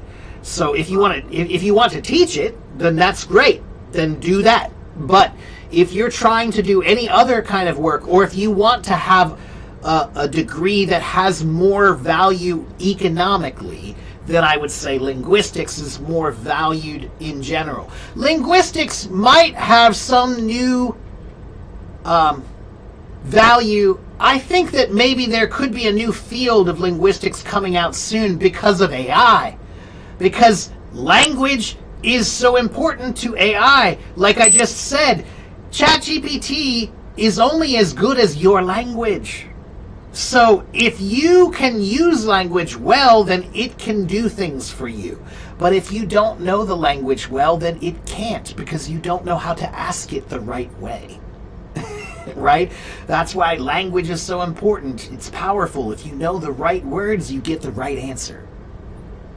Yeah, that's right. Actually, first of all, I was thinking about to apply for linguistic because I admire conversational lessons. But I was thinking that if I wanna interact in that class, the literature will be better because I can go deep. Yeah, that's with true. my- So this is all about you then, man. You have to try to decide, first of all, from a practical standpoint. From a practical standpoint, what value does each one have, right? But then there's also a personal standpoint, okay? I don't usually do things because of the money. I do it because of the passion, Passion. right? So if I have a passion for it, I do it, right? So, in your case, if you love English literature and you want to teach a class where you can talk about A Tale of Two Cities and you can really get in deep with your class and talk about all the different themes and the characters and the development and why is this important and who wrote it and when and all of that, if you have a passion for that, then do that. Whatever you have a passion for, man, passion is the rarest of all things. Passion is the most valuable of all things. When you see anything with passion, that's special. I'm not a religious person, but that's God. All right? When you have passion, man, that's somebody's telling you this is something that's good for you. This is something that you do, that you love, that's something that's important to you, that you want to talk about. That's real. Follow that. Passion is fire, man. That's real. And you can't fake that. And for a teacher, it's the most important thing in the world, passion. Passion. If you don't have passion, don't be a teacher. Because really, passion, man, what is the job of a teacher? The job of a teacher is to pass the flame. So I have fire. I have lots of fire. Now I need to give a little bit of my fire to you. And now you have fire too. And now you can take that fire and go do things with it. So that's the job of a teacher, is to light the flames of curiosity. Wow. Okay? That's the job of every good teacher, is to make somebody want to learn more. And the easiest way to do that is passion. When someone sees passion, my students usually, they know that this is real. He likes what he's doing. Like, wow, he actually likes to teach. That's real. He's not doing it for the money. He's doing it because he enjoys it. That's real. Okay? You can't fake You that. remind me with the word I learned from my college, enthusiasm. Yeah, enthusiasm. That's right. Do you know the word passion? The word passion comes from the Bible, okay? And in the Bible, there is a scene where Jesus has to, he suffers, right? He wears the cross on his head, or the thorns on his head, and he carries the cross, and he's doing all these things that are really suffering, right? That's what passion is. Passion is something that you love so much that you are willing to suffer for it. That's what the original meaning is. It comes from the Bible. But now when we talk about passion, we just mean that fire that you see, that somebody is really excited about something. They're enthusiastic, they're eager, they love it. It's obvious, and you can't fake that. Yep, that's right. Yeah, so that's why it's so important that if you're going to be a teacher, you got to have passion. That's right. Yeah. Oh, there we go. Look, you're a musician too. That's great. Good for you. Awesome. Good. Yeah, I'm a drummer. That's good. Good. That's great. Yeah, and again, there are so many relationships between music and language. A lot of relationships and parallels. And Yeah. harmony. Yeah, that's right. Harmony, disharmony. That's right. Tension, release, all those things. Yeah.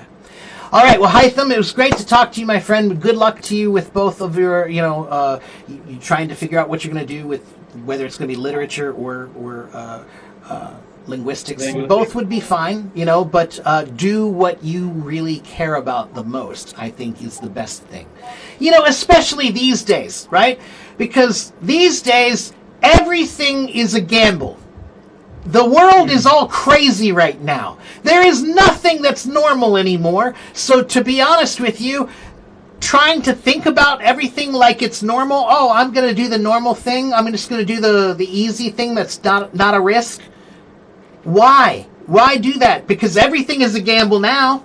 Nothing is set anymore. There is no more stability. So if it's not stable anyway, then take a chance. Right? That's the thing, right? That's what we say is if you're in a ship that's sinking, jump overboard and swim. You may as well try to swim. You have two choices: sink or swim. There's no there. That's right. That's right. So when things are bad, take a chance. Take a chance. I have a chance right now. I have to jump in. That's to right. jump in. That's right. All right. So good luck to you, my friend, and come back and see me again sometime. Okay, Hytham? Thank you, because you are opening my eyes for something. Thank you. I'm happy to do it. Take care, my friend. Okay, let's see. Nikolai is next. Thank you for being patient, Nikolai.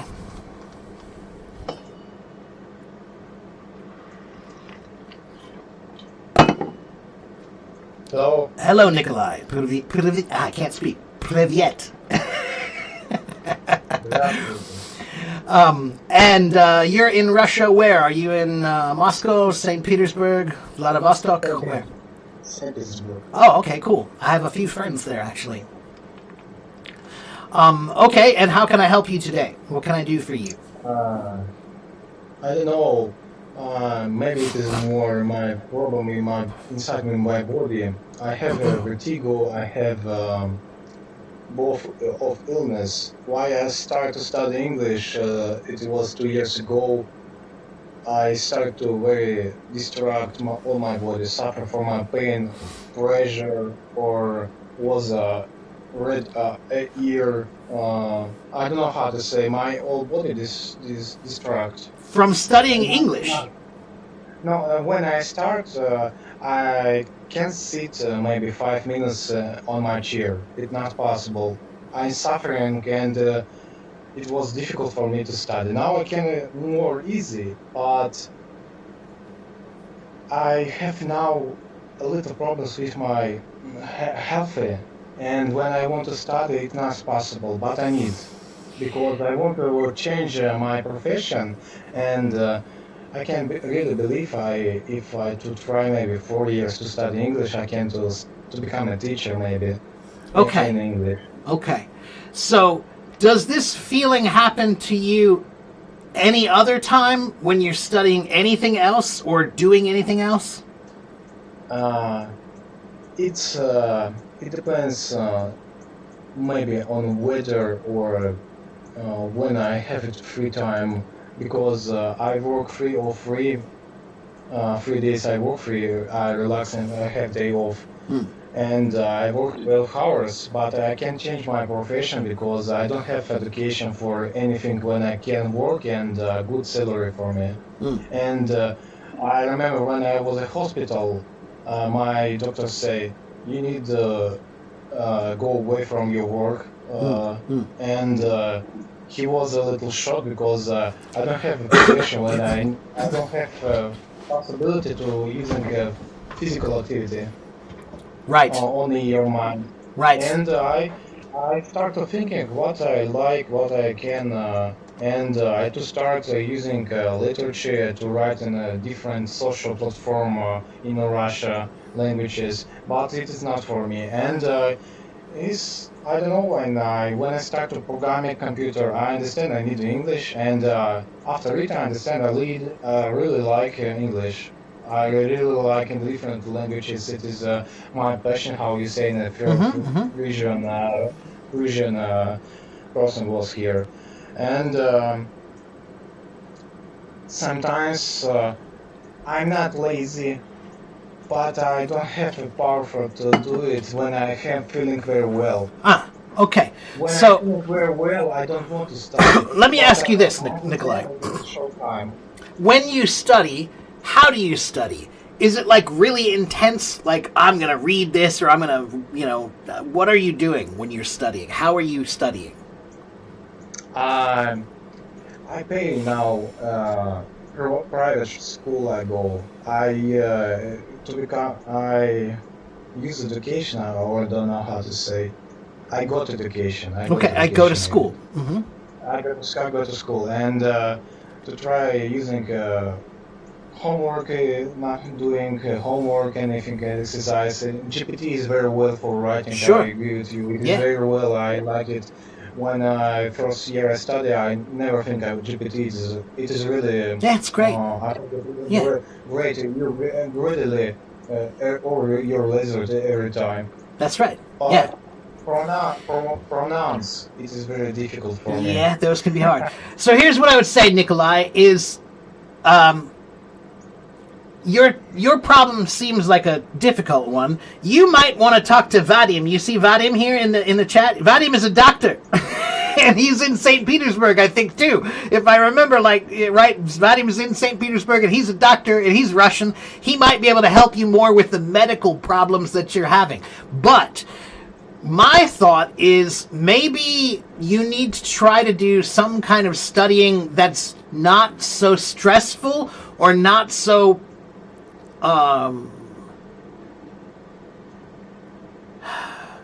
difficult, just more relaxing, like just reading is practice. That's good practice. So read something that you like. That's not going to make you feel bad. It shouldn't. You just reading something for fun should not stress you out, right? So read something, okay? So let me tell you something, Nikolai. This is one of the secrets of my learning method, is that when I studied the piano when I was a boy, I remember I hated the piano because my teacher had one book, and I was only allowed to do this book. It was book 1, and there's book 1, page 1. And I have to do page 1 before I can do page 2. And I can't do page 3 until I do, I have to do it all just that way. I hated that. Hated it. But then I started playing the drums a few years later, and for the drums, I decided to do something very different. Instead of just buying book 1, what I did was I read my favorite magazine about drumming, and I found all my favorite drummers, and I looked up to see what books did they use. What books did all my favorite drummers use? And then I got all of them. I saved all my money, and I got not all of them, but it was like 30 or 40 books that I bought. It was like a stack of books this tall that I had, right? And they were all different. They were different things, man. So one was about rock, and one was about jazz, and one was about my technique, and another one was about reading. They were all different. Now, why was this good for me? Because now when I go to sit down and practice, I can pick up one book and do that book for as long as I can until I feel like, I don't want to do this anymore. Like, I don't like this anymore. Or I'm bored, or I'm tired. Okay, fine. Then I stop. Then I would take 5 or 10 minutes and just kind of play. Like, I would play with it. Whatever ideas I was just studying. Like, if you're studying prepositions, okay, now just write something and try to play with the prepositions. Just do something. It doesn't matter. Just play with it. That's the point. Take a break, play, all right? Then I would say, okay, next book. Let me pick up something completely different. Something that's, now I don't feel like I'm doing one thing for 6 hours. I'm using my distraction to keep me interested, right? So for you, I think you can do the same thing. You can try to think about, and I want you to write them down, how many different ways can you practice or study English that are fun and relaxing and that won't make you feel like your blood pressure is going up or that you're, getting vertigo or anything like that, just relaxing ways. But have 10 of them or 20 of them. So that way you can always try one. You're always going to be interested. Okay? I agree. All right? Sometimes people say that you should just focus on one thing. And yeah, that works sometimes. But another way to do it is to bounce around a little bit. Yes, sometimes it's that's right. Want to become a teacher, it's not work. That's right. So jump around a little bit and try a bunch of different things, right? Yeah. So, when I studied drums, like, I hated reading music. I hated practicing reading, but you have to do it. So I would do it for like 30 minutes, and then I'd be like, I hate this. Then I would be like, okay, let me play some Led Zeppelin. I'm going to play some Led Zeppelin for fun. Like, all right, that's fun. Then I'll go back and do something I don't like again. You balance it, right? You try to keep it interesting. But that's a big mistake that many people have when they study, is if you only have one book and you're only doing that one page, it's so easy to get bored and frustrated. But if you have 100 different things that you could do to practice, then you'll never be bored and you'll never be frustrated. Okay? Okay. Thank you. You're welcome, my friend. Good luck to you, and I hope your health problems get better. And again, maybe send a message to Vadim and talk to him. Okay? All right, take care, my friend. I'll see you next time. Good luck. Okay, let's see. Cengiz was next. Nirmal, I see you there. You gotta be patient and you gotta wait. Let's talk to Cengiz. Hello, Cengiz. How are you, my friend? Hello. I'm good, thank you. How are you? I'm good. Am I saying your name correctly? Yes, it is. It's Okay, correct. good. Yeah, is that like Cengiz Khan? Yeah, it is. That's what I thought. I wanted to make sure it was the same relationship. Okay, cool. And you are in, that's Turkmenistan? No. It's pretty close, but it's Kyrgyzstan. Kyrgyzstan. Yeah, that's right. Okay, I'm sorry. I forgot which one it was. And what can I do for you today? How can I help you? Well, actually, I don't have very specific question, but I have one question about learning English in terms of. So, I have been learning English for about 2 years. I'm just trying my best, and since then, it's like I got stuck in around in intermediate. Somewhere is intermediate. So, but I'm trying my best learning.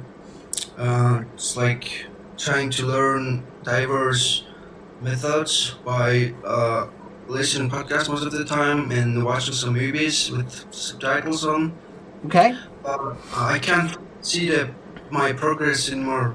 So would you recommend any like specific, very productive methods on learning English? I can, but let me tell you this first. Let me look at something. So Kyrgyzstan, if you're traveling in Kyrgyzstan and you're walking, let's say you're walking from one city to another city, okay? You're walking, all right? Now, in the middle of walking to the next city, you can't see that city and you can't see the city you came from. Magically. And you think that you're not getting there, but you are, aren't you? I'm on the way, maybe. Yeah. You're on the way. That's exactly right. Sometimes you can't see your own progress because the distance is too far. Okay? Yeah. That's what happens. So, for example, this is what I tell people is that every language level is like a neighborhood, right? So A1 and A2, those are small neighborhoods. You can learn those neighborhoods pretty quickly, right? But B1 and B2, like B2 is like Tokyo. That's a big neighborhood, man. That's the biggest city in the world. You can't learn Tokyo in a week. right? You have to take time. It takes a long time to learn that neighborhood. There's a lot of vocabulary, a lot of grammar, a lot of pronunciation. There's a lot of things to learn in that neighborhood. So many people, they reach the B1, B2 area and they think, I'm not making any progress, I'm not getting anywhere. But you are. It's just that it's a big neighborhood, it's a long distance. So it usually feels like you're not, but you are. All right? You just need to remember, it takes time to learn Tokyo. All right? It takes time to learn Tokyo. All right? So, probably you're not stalling, which means not making progress. You're probably just, it just is a long time to get there. But I will say that one thing that you can do is, if you feel like you're not getting anywhere or you're not making any progress, maybe you need to change the way that you're learning or the things that you're doing to see if you can come at it at a different angle. If you always look at the same thing from the same angle, you're always going to come up with the same answers. But if you try to think about it from a different way, oh, let me look at it from over here. Now I can come up with a whole different thing to think about, right? So that's why I tell everybody that when you're learning a language, you can think about reading, that's one way to study language, or writing, that's another way to study language, or listening, that's another way to look at it, or thinking, that's another way to look at language, or grammar, or vocabulary, or pronunciation. Each one of these are a different way to look at, language. You could look at music and study, lyrics from songs. That's one way to look at language.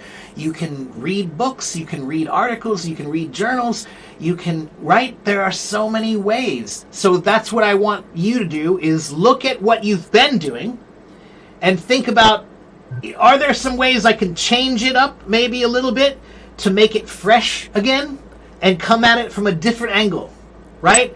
So don't fish from the same spot every day. That's good. Right? Nobody fishes from the same spot every day. You know you're not going to catch anything, right? You go down the river, try a different spot, man. Same thing with learning. All right? Yeah, thank you. I appreciate it, man. You're welcome. And by the way, there's another guy from your country who's always on here. He's a follower of mine. His name is Orenbeck.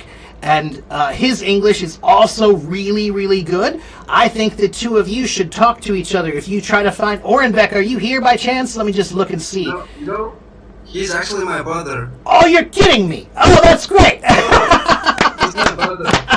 He's my good brother. His English is far beyond mine. Oh, but no, that's great though. But you should help each other. You should help each other, because that's great. That's awesome. Good. I'm glad you guys know each other. That's awesome. Cool. All right. Well, good for you, man. But yeah, just try to change it up a little bit. Make it fresh. You always got to do that sometimes with learning, Thank you. I appreciate it, man. All right. Thank you. Good luck to you, my friend. I'll see you next time, okay? Bye-bye. Yeah. Okay, good Lord. I have been here for 2 hours and 36 minutes, guys. I'm going to answer one more question and then I got to go. So we're going to talk to Nirmal, because he's been waiting for a long time.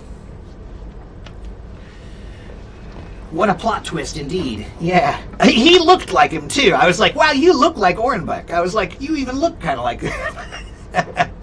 Hello, Nirmal. So, good morning. How are you, my friend? I am good. I am doing well, sir. How about you, sir? Good. I'm good too. And you're in Nepal, right? Yes, sir. I am from Nepal, but I worked in Maldives. Ah, okay. Sir, when I came 2 months ago, sir. Okay. All right. Great. So how can I help you? Sir, I want to English. How to English speaking conversation skill. How to increase. Nirmal, Please give me some idea, sir. have you? Is today your first day watching me? No, sir. Oh, so you've seen me before. Yes, sir. Okay, so that would be the first thing I say, is you should come and watch every day and make notes. And listen to the questions that people ask and write down the answers that are helpful for you, right? If you hear someone say something, if you hear someone ask a question that you have, Yes, sir. oh, I have that question too, then listen to what I say and write it down, okay? And then, Nirmal, you need to learn how to think in English. That's the most important part, is if you can't think it, then how can you say it? Yes, sir. Right? Good, sir. If your brain can't do it, then your mouth is going to have a lot of trouble. But if your brain can do it, your mouth can do it. That's how that works. So language starts with thinking. So every day, now you're in the Maldives, every day when you think, you should think in English. Live in okay, sir. English in your mind. So if you're hungry, think I'm hungry in English. Don't think in your native language. If you're tired, think I'm tired okay, in sir. English. Don't think in your native language. Every chance that you can to think in English, do. Okay? Okay, sir. All right, Okay, that's sir. my biggest advice to you, is start thinking in English as much as you can. That's the fastest way that you're going to learn English, is if you train Yes, your sir. mind. I understand. I understand. I write good and listening good. What I speaking slowly, sir. Right. How can I? Like I said, yeah. first you must learn how to think it. If you can think it, then Yeah. you can speak it quickly. But if you can't think it, then you Yes, have to stop and go slow. So that's why you must think in English every day. And maybe you don't know, is that right or wrong? I don't know. Ask ChatGPT. Is this right? Yes. You know, you can say, Yes, Do I say it right? GPT, I used to GPT, but I little thinking English. When I came 2 months ago, I learn in improving my self learning in English 2 months ago. Just little I improving my English language, sir. but it takes time, Normal. then It takes like, time. YouTube. It takes time. Okay, sir. Yeah, a couple of months is not much time. So you're doing very well, but it takes Yes. time. It takes time. So Okay, sir. focus on thinking.